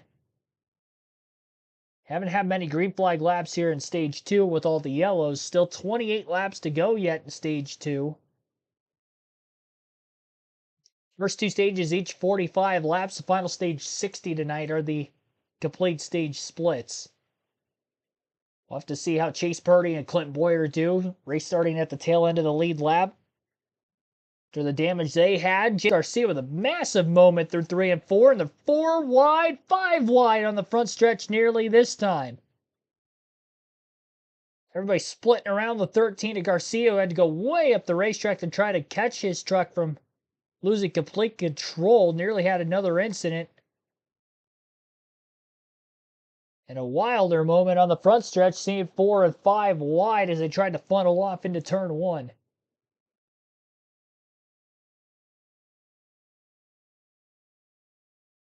Tell you what, these drivers are definitely getting on it today.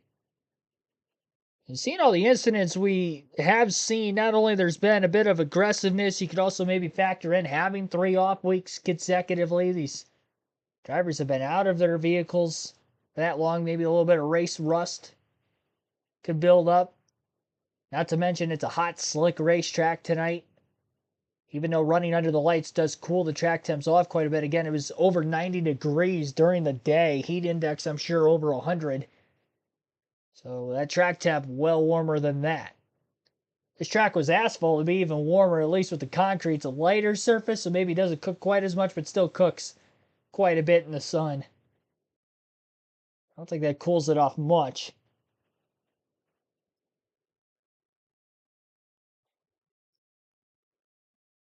Jack Wood up a few positions from 15th to 12th in the 91.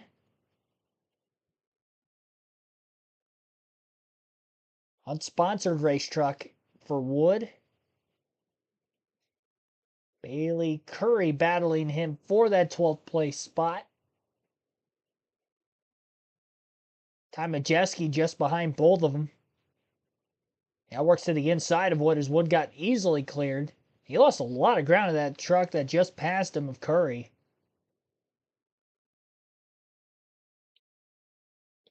Aiden Honeycutt, who pulled off the racetrack with some sort of a gear issue. Still off the track, by the way, 36 laps down in 35th. Maggio pulled off the track with a mechanical issue under the caution, which soon followed Honeycutt's departure. Taylor Gray out of the race with his wreck, so we have 4 drivers who have DNF'd so far of the 36 that started. So 32 are on the track, 27 of them on the lead lap, and 22 laps to go at Stage 2 still. An 88.61 mile per hour average race speed. And we're just 2 laps away from halfway. Riggs trying to hold on for third. Raja Kruth right on his back bumper.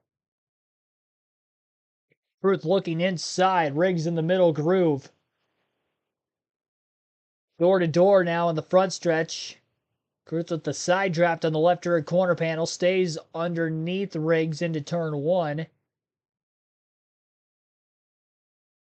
Truck gets a little loose on Carruth in the center of the corner, but he is still able to clear on corner exit of Riggs. Riggs going to try the crossover to the inside in turn 3 now. We'll see if he can complete the pass there. Not going to be able to even get underneath him. He came close to getting underneath that left rear corner panel of Carruth, but wasn't able to do so. Raja's been pretty speedy on the intermediate tracks this year. Again, he had a win at Vegas earlier this season, but these 1.5 mile tracks are similar, at least in length, 1.5 miles nearly at Nashville, about 1.33 miles, but It's really where that 71 team has been able to capitalize on speed this season, and again, Carruth in the top 3 here.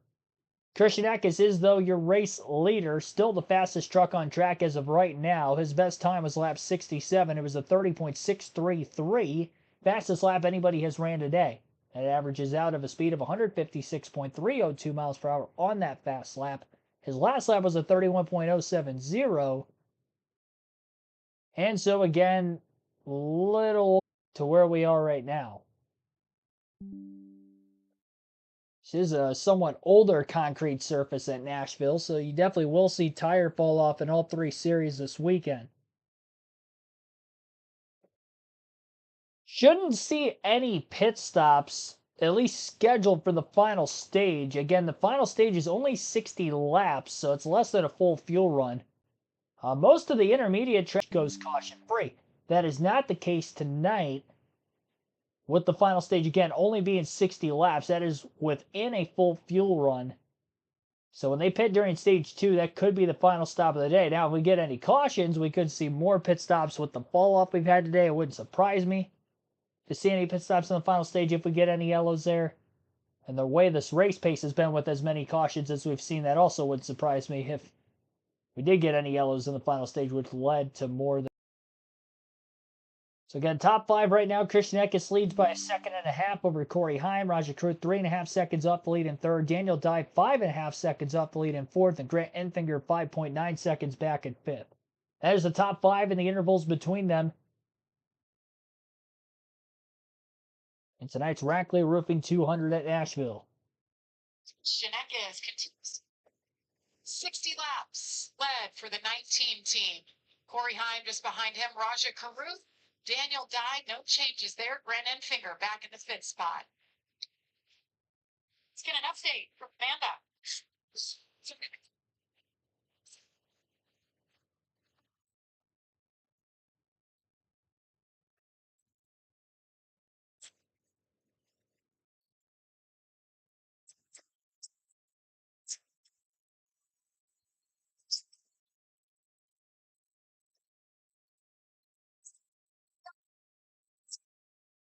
2001.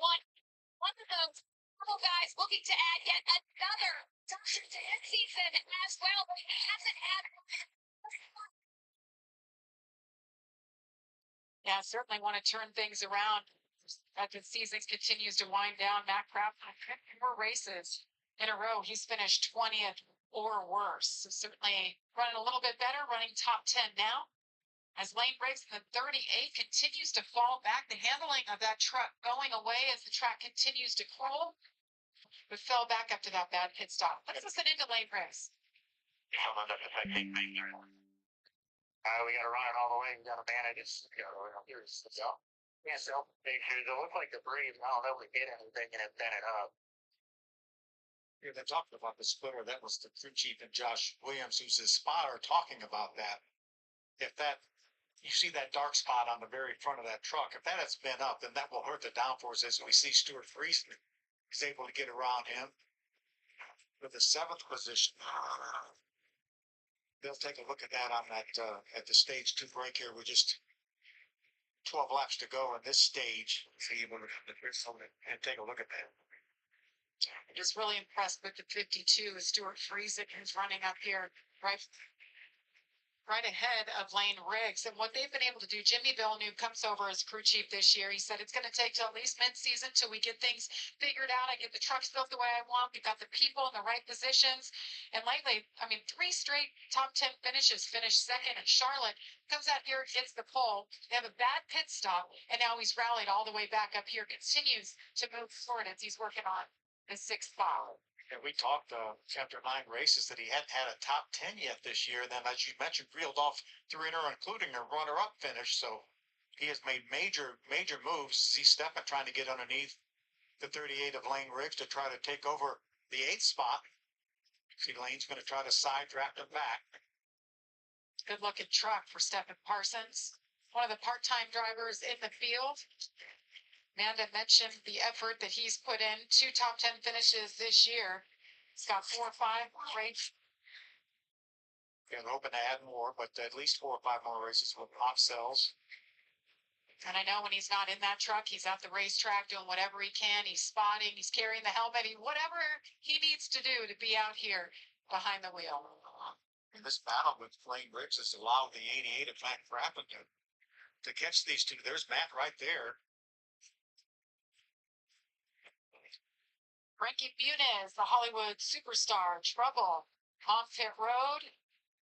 Christian Eckes continues to lead here at Nashville. It's like an overheating issue or something of that nature for Frankie Muniz. Under a full-screen commercial break in the final 10 laps of Stage 2. Christian Eckes is your race leader. Corey Heim is currently scored in second. Roger Crew third. Daniel Dye fourth. And Grant Enfinger is fifth. Ben Rhodes is in sixth. Stuart Friesen seventh. Matt Craft at eighth. Tyler Anker ninth. Lane Riggs is 10th. Stephen Parsons 11th. Ty Majeski 12th. Bailey Curry 13th. Jack Wood 14th. And Connor Jones is 15th. 16th is Jake Garcia. Matt Mills 17th. Tanner Gray 18th. Ty Dillon 19th. And Nick Sanchez is 20th. Dawson Sutton 21st. Brendan Queen 22nd. Lawless Allen 23rd. Clint Boyer 24th. Chase Purdy 25th. Spencer Boyd 26th. Dawson Cram is the last truck on the lead lap at 27th. Timmy Hill first truck a lap down in 28th. Dean Thompson 29th. Mason Massey 30th. Akinori Ogata 31st. Frankie Muniz 32nd. 35th. Brett Holmes 36th. Rounds out the 36 truck field. Christian Eckes has led every single lap from the third place starting position so far. 89 laps led for him.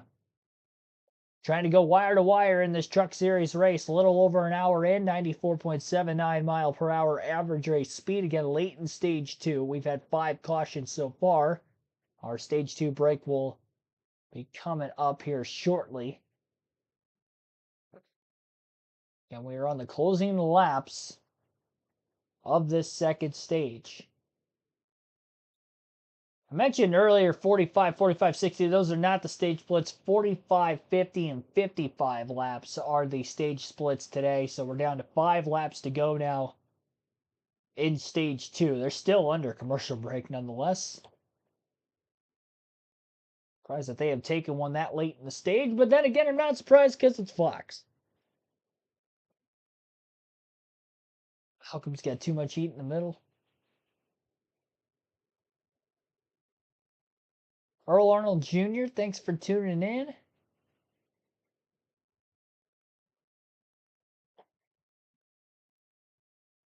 Guess you've been in here for a little bit. Ice Demon King 92 Hammer, thanks for tuning in. I see you as well. In the chat, Jeff Curry, some other shout outs.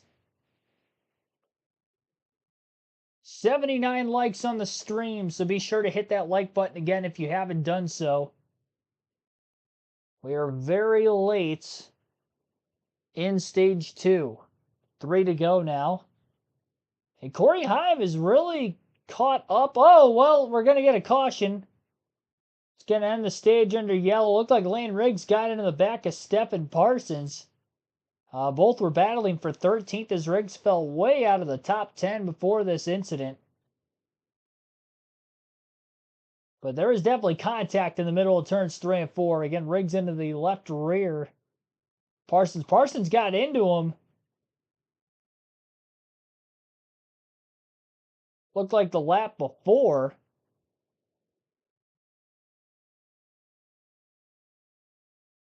Got into him a couple times.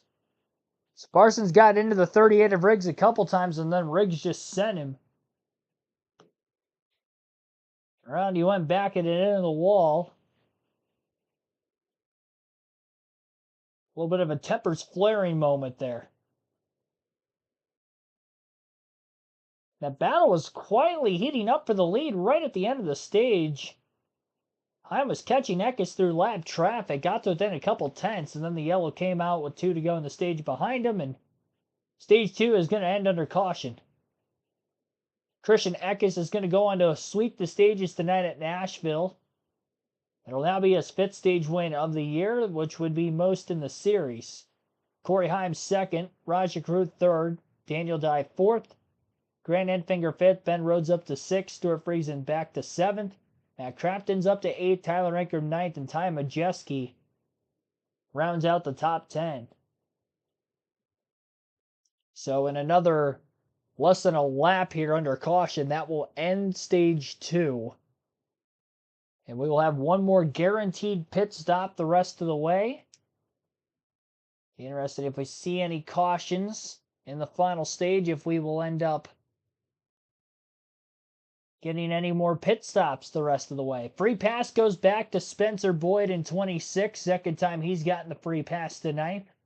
Excuse me. But he is back on the lead lap. And this is now our 6th caution. Had 3 of them for incident in stage 2. And again, this will bleed into the stage 2 end. 2 incidental cautions and a stage break at lap 45 are the stage 1 cautions. But definitely a caution-filled race so far. Again, 6 of them in these first 95 laps through the first 2 stages. Time for our stage 2 diecast showing. Clint Boyer's in the truck race tonight, so I've got a Clint Boyer diecast showing. This is his 33 car from his Richard Childress racing days, the Cheerios Hamburger Helper Chevrolet.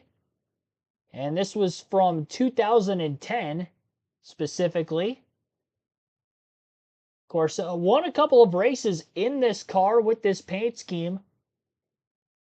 Was one of those fuel mileage races at New Hampshire, which would have actually been the next season, 2011. So it didn't quite have the wing on the car tomorrow at that time. It was a spoiler, but winning a New Hampshire fuel mileage race, Stewart running out of gas on the last lap, only for the next New Hampshire race, Boyer ran out of gas last lap, and Tony Stewart was able to get the win. Roles reversed scenario there, but yeah, Boyer in the race tonight, so wanted to. So Boyd back on the lead lap. I believe he was only 1 down, so now he is going to be back in the lead lap to begin this final stage. And 55 laps to go. Potentially the final pit stop of the night. We'll also end the chat poll. 128 votes were casted. 31% of you say Corey Heim is going to go on to win tonight's race. Only 13% say that Christian Eckes will win, despite the fact Eckes has led every lap and has won the first 2 stages now. Has some damage to the front of his truck after a restart earlier. Other at 25%. Pretty even poll for the most part between 3 voting options, but Heim very tightly wins that poll. So it looks like Corey Heim is going to be your pick as a chat to win. Mine was Christian Eckes. He's been the one to beat on the, well, he was the one to beat on the intermediate tracks last season. Heim has been the one to beat on the intermediate tracks this year, but Eckes had a much better starting spot. But, I mean, it does look like those 2 are going to be the ones to beat again here. And I'd say Carruth, in third probably has the 3rd best truck. So Eckes, Heim get together, something of that nature. Carruth could end up stealing one here. That pit stop coming up, that could happen as well. Got 81 likes on the stream. We'll keep it right here. We won't take the ad break until after we get through the next set of pit stops, as they should be coming up here any moment. They'll be coming back from their commercial break and open pit road up for the leaders. We are 19 likes away from 100. Again, our goal was 100 likes tonight. Make that 18. We're at 82 likes now. So to get to 100, we need 18 more likes. Parsons went around. NASCAR is now holding lane rigs for 2 laps on pit road for reckless driving. Meanwhile, Stephen Parsons, Wow. quite a bit of damage to that race truck, and I know it's something. Not a lot of consolation. I don't know what kind of truck he'll have. He was running top 10 tonight. Yeah, that's such a critical point right there, the right rear corner, which is all bashed in on that truck. They're trying to make repairs now. Chris Carey and his guys, but it was just tough break. He had a great run going, was running in the top 10. The 38 was losing some ground, and Stephen was trying to get by him, finally got by him, but not without some contact. I mean, Stephen got loose underneath him, and they got together, and then obviously the 38, got in the stuff, turned him in the outside wall. Let's hear what the 38 said.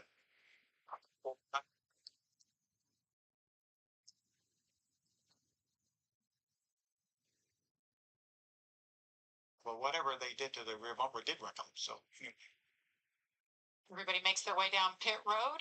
Stuart Friesen comes in, made his way back to the 7th position. Ruth, third spot, 4 tires for all these trucks. Amanda.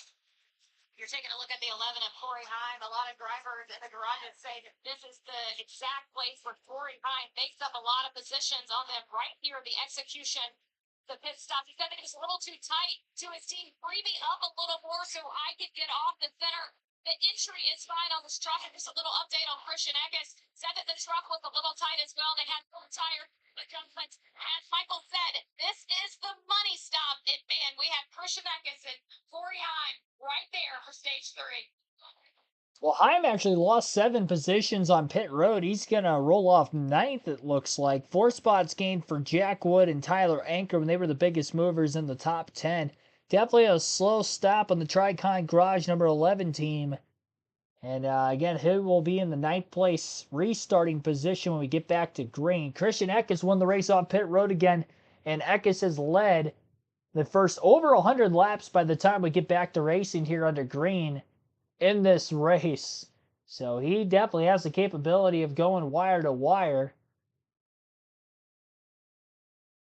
I'm trying to give him a little bit of a run for his money there late in stage 2 before the caution came out, but now it holds out a lead on this restart again from everybody else behind him for the short time being. Nobody's been able to stay door to door with him all the way through turns 1 and 2 even on a restart. Like he says, restarted on the bottom lane every start or restart today. Even that initial start where he was third obviously would have been inside of row 2.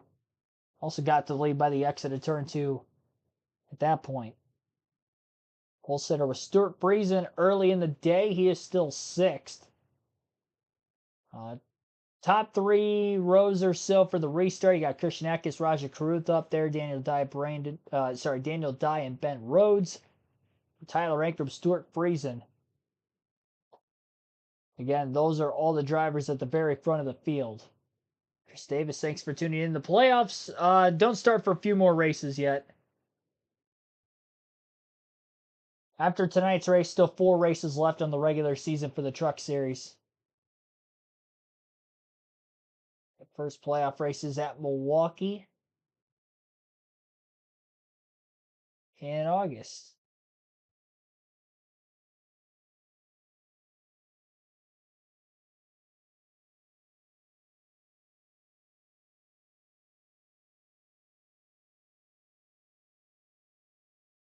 We'll take an ad break here and then continue the live commentary coverage for the beginning of Stage 3. Again, you're listening live. Truck Series Racing on KRC.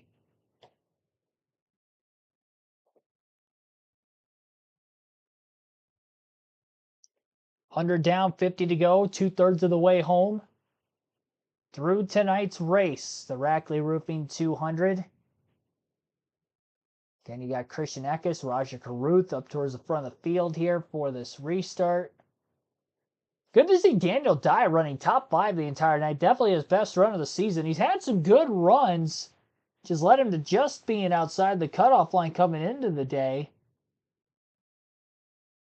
But he is outrunning some of those drivers around the bubble, like Tanner Gray, who got in an early incident. Michael Waltrip has caught up with the crew chief of Caruth. Really good job. They stepped up the pace for us when we needed the most.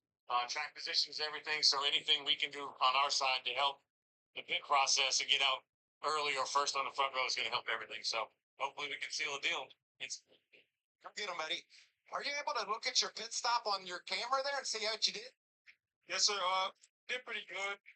Gained 1 spot. The main thing is trying to keep our foot on the gas. Love it. Good job. Guys, Thanks, Michael. Great job by that team for Raja Caruth at the 71. Got the job done. There it is. They wear those cameras, and then after every stop, they play it back. They'll put it on the actual pit box so that everybody can see. And a lot of times they know if something didn't get tight, and they can tell the crew chief, they can tell the driver. So a lot of communication, a lot of video there. So I mentioned that the 11 was a little slow because they didn't be waiting on fuel, but something else happened, Bill. Yeah, they're going to have trouble with the left front. can see they're on the right side now. They're going to come around a little bit of a chassis adjustment there. Left rear is going to go well. To the left front, he gets all the lug nuts off, but all the lug nuts quite off. You see him waiting now. The rear tech changer is done, and then they got ready to go. And I think before he Yeah, it looked like Heim stalled the truck a little bit getting out of the box as well. On top of a slightly slower than normal pit stop. So inside of row 5 for Corey Heim in the race start. He's got some ground to make up in less than 50 laps to get back to the front of the field where Eckes is there. He's got Carruth to his outside of row 1. Green flag back in the air. 48 remain at the Nashville Superspeedway. Heim already going down to the apron trying to get by Jack Wood to take it 3 wide into turn 1 in the back half of the top 10. Carruth gets split 3 wide middle in the center of turns 1 and 2 as well. Daniel Dye's going to come out with second place now. And Carruth goes from outside of row 2 to 4th on the backstretch into 3. Nick Sanchez in the middle groove 3 wide as he continues his upward trend through the field after being a lap down up until the middle going to stage 2. Got a free pass in there, and they're starting in a backup car. Sanchez is now in 16th after the restart. Corey Heim side by side for position. Make it a clean pass through turns 1 and 2. Nearly clear of Ankrum. I guess he wasn't. And Ankrum goes down to block, and this is going to hold Heim up just that much longer. Rhodes, who got by Carruth initially on the restart, has now been passed back by the 71 of Raja. Raja now up to 3rd. And Daniel Dye was able to get to 2nd on the restart, now sitting in line behind Eckes. So the top 5 with 46 laps to go has Christian Eckes leading. Daniel Dye 2nd, Raja Carruth 3rd, Ben Rhodes 4th, Stuart Friesen is 5th. Scrambling mess outside the top 10. Amazing how tightly packed these trucks or cars in the other series are, even on these intermediates, within the first handful of laps or more after a restart. It really takes them 5 to 10 laps to get separated.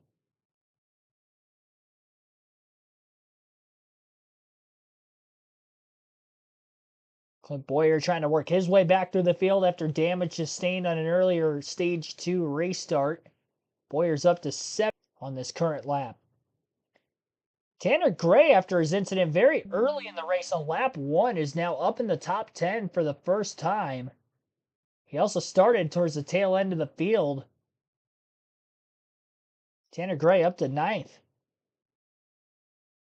Quiet comeback for him, and Matt Mills is now in the top 10 for the first time for Spire Motorsports in the 42 truck. Sneaking into 10th.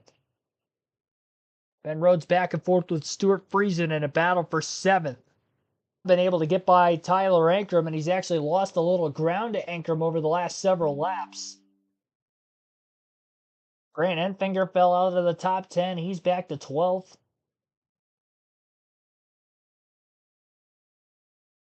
So monitor some of the other movement through the field. Daniel Dye looking competitive on the short run, at least with Eckes. We'll see if he fades a lot more on the longer run. Eckes still faster than Dye that last lap. 31 flat, though, for Dye. He was the second fastest truck, only to that of Eckes at the front of the field that last time by. Now make that 2 laps in a row where Dye was second fastest on the track to Eckes. Matt Crafton nearly got up into the wall up off of turn 2. Had to lift. I don't think he made contact with it. I think he got out of the gas enough to keep it off the wall, but he is now going to fall, I believe, outside the top 10. No, 2/10. He was 7th, lost 3 positions in 1 corner. How loose he got in the center of 3 and 4. On that last lap again, Crafton falls to 10th. And Grant Enfinger put in a battle. Jack Wood, Jake Garcia just outside the top 10 for Enfinger, Grant started 2nd. He came into this race the final driver above the cutoff line on points. Ahead of Stuart Friesen. Friesen's outscored him in stage points tonight. And here in the race finishing points, looking to outscore him as well. The gap was 26 points between those two Tanner Gray, who was having a pretty rough night earlier, up to 8th. And Tanner was another one of those playoff drivers, and even with the early incident, still in this race, and still no DNFs again on the year for Tanner. It's a great comeback for him. We are down to just 40 laps to go. Make that 39. 39 laps to go at the Nashville Superspeedway for this Craftsman Truck Series race.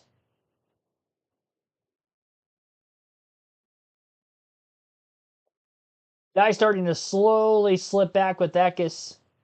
He was staying within 1/10 of a second on his lap time, lap over lap, until the last couple. And now Jack Wood slides on the front stretch towards pit road. Caution is out again. He saves it towards the entrance of pit road. No contact made there with Wood, but it does warrant our 7th caution of the race now, with 38 laps to go. Again, 7th caution of the day, 38 to go, and Jack Wood will now fall out of the top 15. Free pass goes to Dawson Cram in the 46 truck in the 25th place position. A little bit of contact potentially there. Yeah, definitely contact between the 66 of Connor Jones and the 91 of Jack Wood. It didn't look like Wood squeezed him quite a bit through the center of 3 and 4. He came up off the bottom. 66 was there. It definitely looked like the 91 moved down just a little bit to cover the spot. Moved down too late. Turned himself off the front bumper of Jones. And again, we have a caution. Our first yellow of stage 3. And I think that was the longest green flag run to start a stage tonight at the very least. Stage 1 having the yellow on lap 1. And I believe the Taylor Gray incident was just as we were getting the green in stage 2. Yeah, it's just as they were getting the green. So first lap of stage 1, first lap of stage 2, we see cautions there. Stage 3, at least we got a handful of green flag laps in before the yellow flag came out. Full screen commercial break on Fox. Front bumper of the 66 of Connor Jones. And again, Eckes has led every lap from the 3rd place starting position as he tries to go wire to wire tonight. See if we can see history if he's going to be able to do it.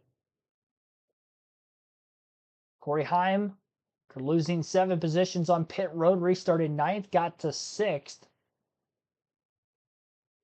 I'm sure he's happy to see another restart, another bunch up on the front of the field. 87 likes. We are now 13 likes away from our goal. So be sure to hit the like button again if you haven't done so yet. Our goal is to get to 100 likes on the stream. Getting into the late Friday night hours here for the Eastern time zone side of things. Appreciate those of you staying up late to watch and or listen to this live commentary stream of the Rackley Roofing 200 at the Nashville Superspeedway.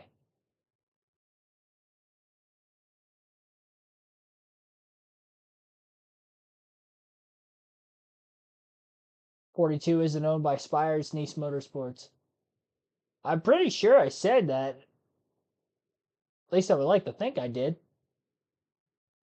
I'm well aware that that's a Nice Motorsport ride.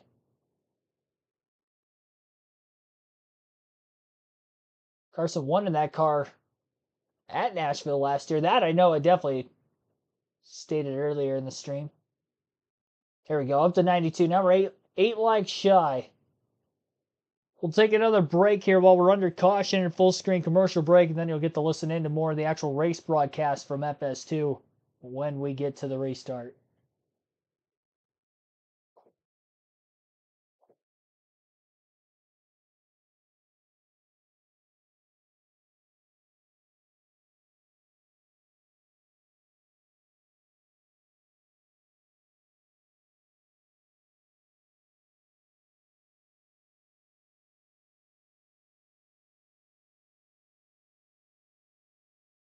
and stripes as Christian Pulisic and Team USA continue their quest for Copa America glory when they take on Uruguay this Monday at 9 Eastern on FS1.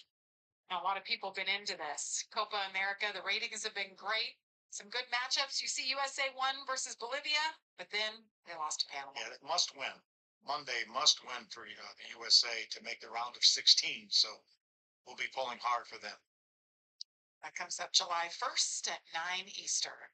Michael.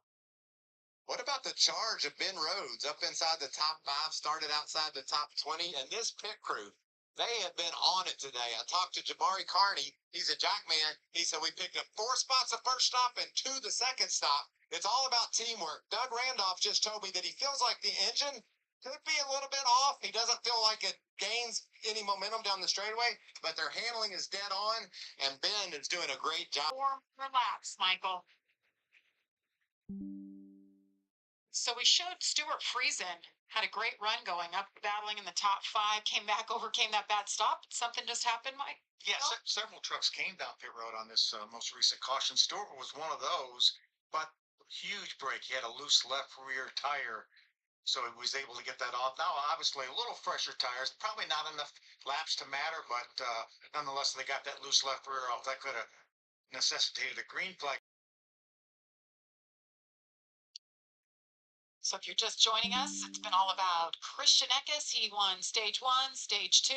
He's led all 116 laps. They've been perfect. You know, the last time, Phil, somebody led every lap to win? It was a long time ago. Back in 2012, Timothy Peters. Wow. Bristol, I believe. Can't believe it's been that long. I mean, I would think that Christian or Corey Heim knocked off one of those races, but nope. Christian Eckes is trying to get his first one tonight. He wants to be perfect, lead every lap. As Michael talked about, Kyle Busch hasn't done it. He was happy with this race truck. And he knew what he had. I mean, that truck has been on it, no matter racing in the heat at 90 degrees, under full sun, to under the lights now, and it's cooled off quite a bit. Such an important restart as we see the 43 Daniel Dye restart on the front row. Last year, Carson Hosbar was able to wrestle the lead away on a restart from second, and was able to hold on and control the race to get that win. And Phil, I'm going to say something crazy, okay? We've talked about the start and the restart all day long. Can they get more intense? Can we go 3 and 4 wide and survive? Because you know these drivers are going to be more and more desperate and push the issue more and more. This could be pretty wild here. Yeah, the early part of this race should have been fairly tame, and we had 4 times that we had a wreck inside of 2 laps of a restart. 7 cautions tonight for 42 laps. Christian Eckes, Daniel Dye restarting on the front row, Raja Caruth and Ben Rhodes behind them. Green flag in the air, Weedway. It's going to hold serve. Punched up behind him, 2 and 3 wide, but very clean. One of the best restarts we've seen tonight. 3 wide back here. Stuart Friesen back there battling with Flint Boyer. 17th and 18th. Friesen on the inside of Nick Sanchez actually lost a little bit of momentum. Raja Caruth slipping back just a little bit. Ben Rhodes doesn't want to give up. Behind. Tyler Ankrum, sorry, Jamie, excuse me. Tyler Ankrum having a great run. He's had so much bad luck here lately.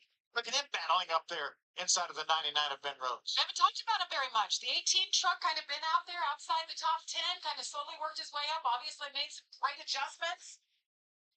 Corey Heim trying to make up for that stop. He said he made that mistake. His foot slipped off the pedal. To third for Corey Heim. Raja Caruth settled back in 4th. And Tyler Ankrum, 18, right there. Right behind Ben Rhodes, we talked earlier, Tanner Gray with great repairs to that truck that had pretty significant damage. You see him right there, the black and white truck in front of Grant Enfinger. Jeremy Donnelly, the crew chief on the 15. Well done by him, making a plan, being able to fix that truck, getting it in order to pick up as many points as possible and salvage their night. They're doing just that. Heck, they may even take home a top 5 and this is all said and done. I thought we saw that damage, that was going to be really tough. This position where he was above the cut line, but man, oh man, what a nice job these guys have done. And you see the 2024 playoff board right there. Tanner Gray 21 above, Daniel Dye 21 below, and how that could change if Daniel Dye gets that win, Amanda. Yeah, Jamie, I'm sure that's exactly what they're thinking. I talked to Tanner ahead of the race. He was thinking about playoffs. One win, but if it gets towards the end of this race and I have to make more risky decisions, I have to be in a position to do that. But it'll be racing smart in my mind all day long. But what it's been the race here for Tanner has been bouncing back from tragedy, looking for triumph as they finish it off. No doubt. 28 laps to go here from Nashville Super Speedway. Daniel Dye, that is the view ahead, about a second and a third behind Christian Eckes. Stay with us to the end. Who will take on the trophy? Upset stomach? Yeah, second and a half lead for Christian Eckes, 27 laps left. As he leads this race, Daniel Dye sits in second, Corey Heim third, Raja Cruz fourth, Tyler Ankrum fifth, Ben Rhodes is 6th, Tanner Gray 7th, Grant Enfinger 11th, Connor Jones 12th, Brendan Queen 13th, Stuart Friesen 14th, and Nick Sanchez is 15th. 16th for Ty Majeski, Ty Dillon 17th, Clint Boyer 18th, Chase Purdy 19th, and Lawless Allen is 20th. Jack Wood in 21st, Spencer Boyd 22nd, Dawson Cram 23rd, Dawson Sutton 24th is the last truck on the lead lap. Lane Riggs is in 25th, 2 laps down after his penalty for spinning Stephen Parsons. Parsons is on the same lap, 26th place, just behind Riggs in the running order. Timmy Hill, 27th, Dean Thompson, 28th, Bailey Curry, 29th, and Akinori Ogata is 30th. Frankie Muniz, 31st, is, I believe, back on the track after his mechanical issue, which happened early in Stage 3. Mason Massey is 32nd out of the race. Caden Honeycutt, 33rd. Taylor Gray, 34th. Mason Maggio, 35th. Brett Holmes, 36th. So 5 drivers have DNF to this point. Late going here in this race. 127 laps led for Christian Eckes from the 3rd place starting position. Again, he may go wire to wire leading every lap of the race, and he didn't even start on the front row. He started inside row 2. We've had 7 cautions, and we've had 1 for incident here in Stage 3. 6 cautions for incident total, and then a Stage 1 break. So 3 cautions Stage 1, 3 in Stage 2, 1 in Stage 3 to this point. 92.46 mile per hour average race speed, just over an hour and 45 minutes from the drop of the green flag at the start of the night to where we are currently.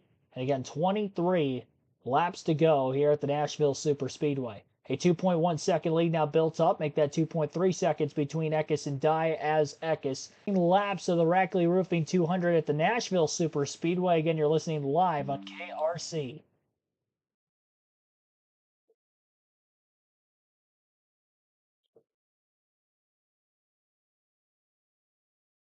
Thanks for the comment, Doug. Appreciate that.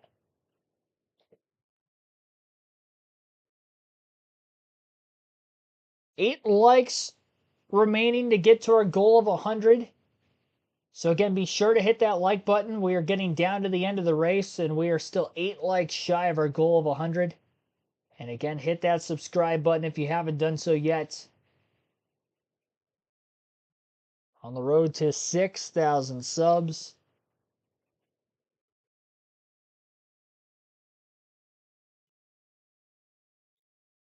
More live commentary content coming up this weekend, as we have every weekend on the channel. Every NASCAR Truck Xfinity Cup Series race that I don't go to in person, I commentate right here on the channel for you guys every weekend. Obviously, this is the first of 4 live commentary streams this weekend. Our next live commentary stream will be taking place tomorrow afternoon. We'll have Cup Series practice and qualifying for you at 2 p.m. Eastern.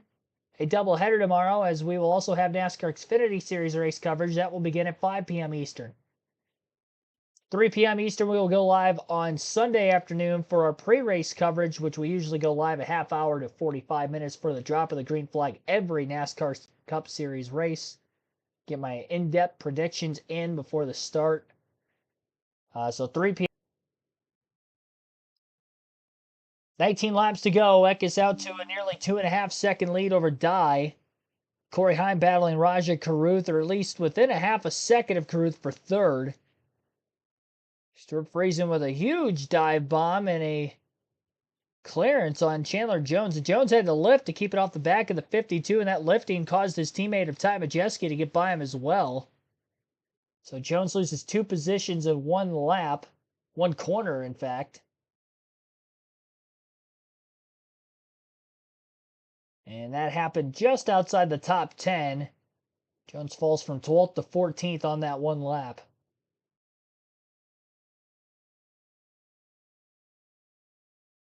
Tanner Gray, who was up inside the top 10 for a brief moment early in stage 3, is now starting to fade a bit on this longer run as the tires continue to wear. Gray now back to 13th. And Jones looking to pass him for that 13th place spot.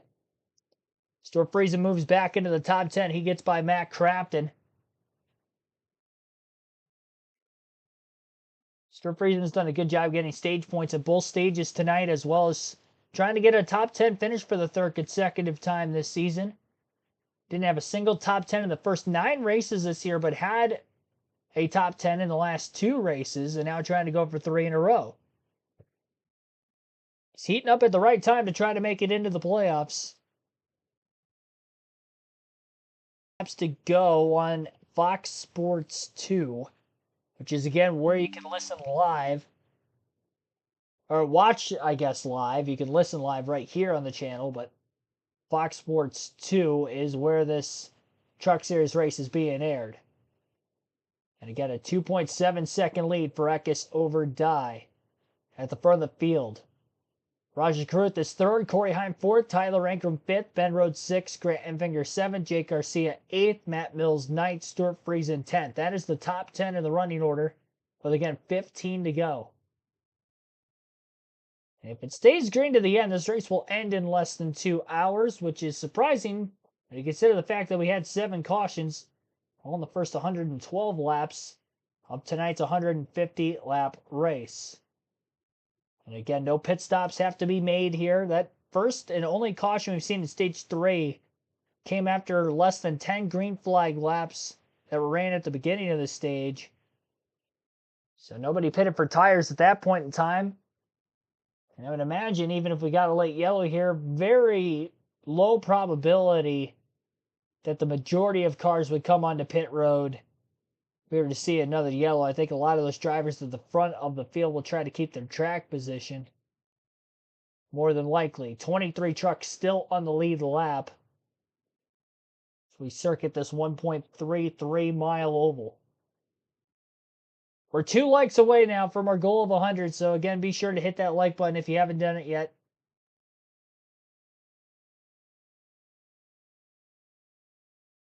I will literally drink water. Die wins. You should drink water anyway. It's pretty healthy for you. Kind of need it to live. NASCAR, thanks for tuning in, though.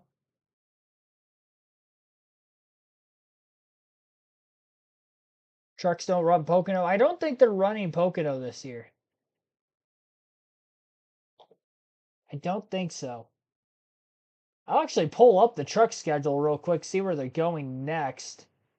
Because it does vary quite a bit.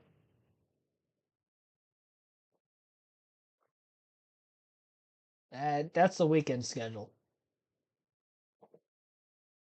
Full schedule. I'll announce those start times for the streams remaining of the weekend one more time after the race is over here tonight before we go off the air. That's Cup.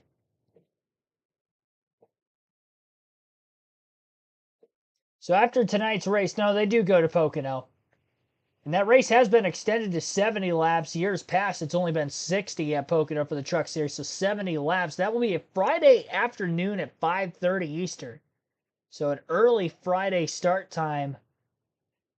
But off next week for the Truck Series. Remember, NASCAR Xfinity and Cup Series racing heads to Chicago for the street course race on 4th of July weekend. 2nd consecutive year that will be the case. So an off week for the trucks after having 3 off weeks before this weekend's event. They will have another off week and then they'll head to Pocono.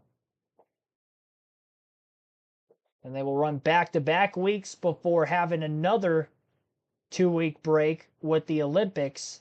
Late July into early August, they'll return at Richmond. Will be the start of their playoffs. Surprised the Truck Series. Oh, I missed a date in there, didn't I? Well, no, I didn't miss talking about Indy. Mentioned back-to-back races. They do go to the Indianapolis Raceway Park again on the schedule, but yeah, Milwaukee first playoff race. And that's a weird date. That is the Sunday afternoon after the Daytona Cup race, which would be the Saturday night before. So same thing they did last year, where it'll be a standalone truck race at Milwaukee to start the playoffs, and it will be just as they did last season, the Sunday after the Daytona Cup race that Saturday night before, and of course the Xfinity Series at Daytona that weekend as well. But that is at the end of August. We'll worry about right now, where we have 7 laps to go here at the Nashville Superspeedway. And yeah, only 3 races left in the playoffs then after tonight's race.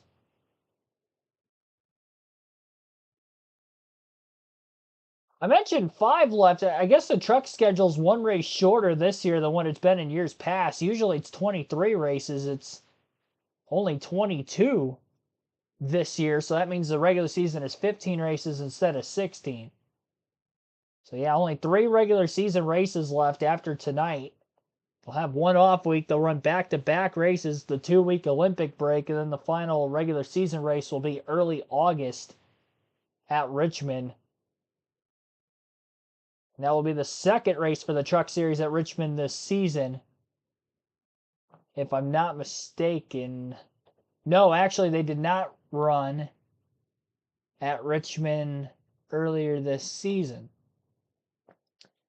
Xfinity and Cup Series did, but the trucks did not. So it'll be the first trip to Richmond for the Truck Series for this year. We have hit our goal of 100 likes on the stream. I appreciate that, everyone. Still be sure to hit the like button if you haven't done so yet. But we did get to our goal of 100, and we're down to just 4 laps to go in this race. Good battle for third going on between Corey Heim and Roger Carruth in the late going, really for second. 4 trucks all within about a second, maybe a little over that between each other. It's Daniel Dye, Roger Carruth, Corey Heim, and Tyler Ankrum. All with a shot to go for second here. While the race leader, Christian Eckes, is almost 3 seconds ahead of him. 3 to go now in this race. Eckes is trying to get to the white flag before a potential caution would come out, setting up an overtime restart. Really hoping it stays green. So it'd actually be the longest green flag run of the race to the finish of a little over 30 laps if we don't get a yellow. Carruth in that middle to upper groove, and we'll see that groove widen out quite a bit more throughout the weekend. Let's get the Xfinity and Cup Series cars on track this week.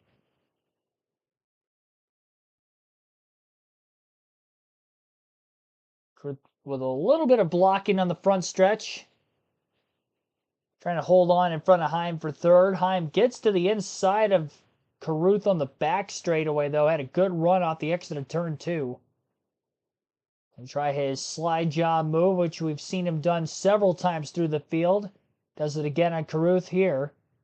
And Eckes does get to the white flag. 1 lap to go now, sponsored by Credit One Bank. Carruth could not get back to the inside of Heim in that battle for third on the front stretch that last time through. And Heim will slip back away from the 71 just a bit more off turn 2 this lap. Just over a 2-second lead for Christian Eckes as he coasts his way through 3 and 4 for the final time. Doesn't have to worry about passing Parsons' last lap truck in front of him. Checkered flag is going to be waving, and Corey Heim goes wire to wire, leading every lap at Nashville Superspeedway. As dominant of a performance as you can have. Max points day, extending his regular season points lead over Heim, who also had a solid points day, but obviously not to the extent Eckes did. Christian Eckes is going to win.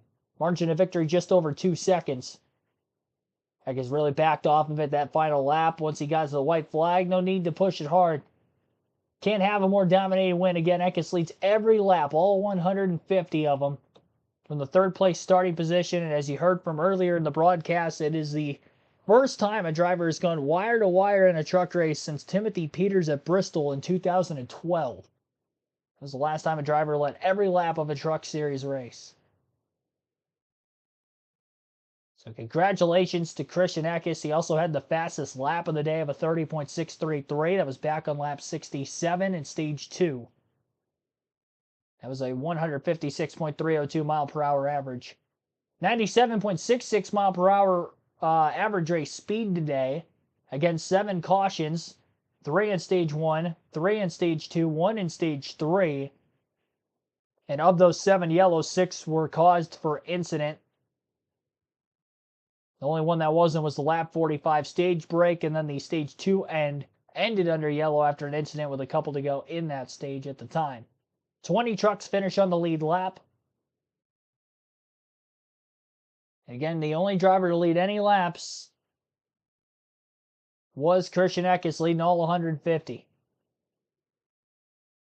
So just that one lead change on the opening lap. Stuart Friesen, who qualified on the pole, didn't lead a lap today and finished 11th. Scored stage points in the first 2 stages, but just missed out on the top 10. He got passed late in the stage because he was running 10th there for a while, but ends up again finishing 11th.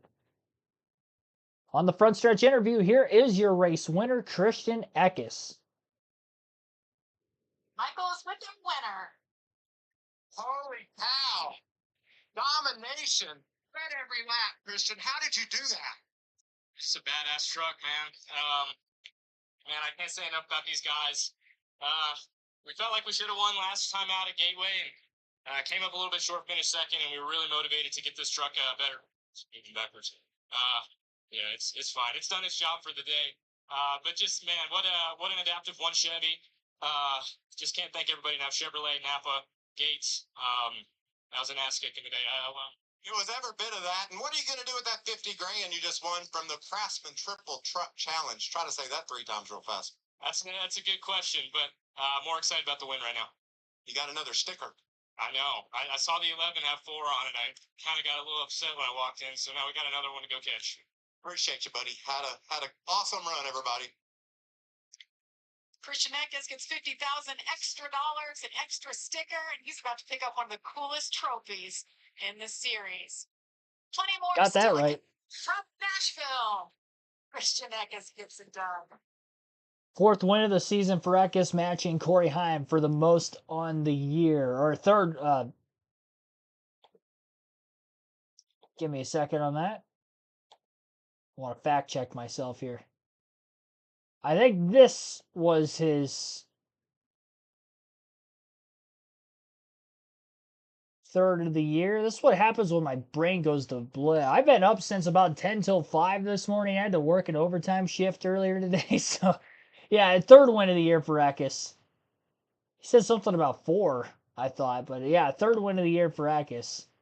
Matches him, though, with Corey Heim, the most on the season. I think I said 4 at first.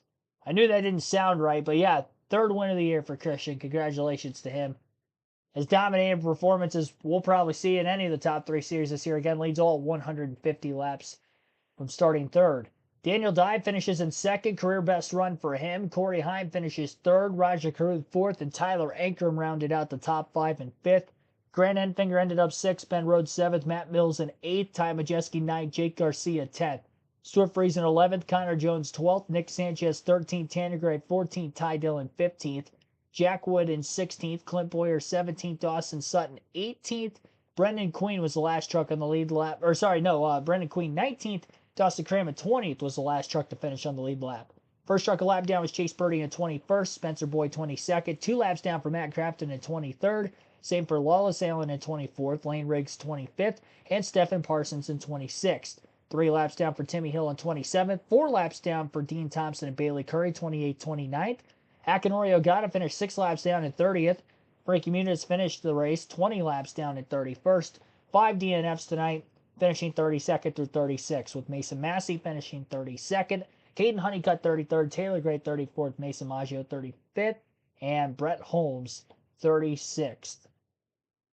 Gone through all the race stats we needed to so far on the night. I'll keep the leaderboard up there as soon as we get an outlook on what the point standings look like going into the final 3 regular season races for the Truck Series.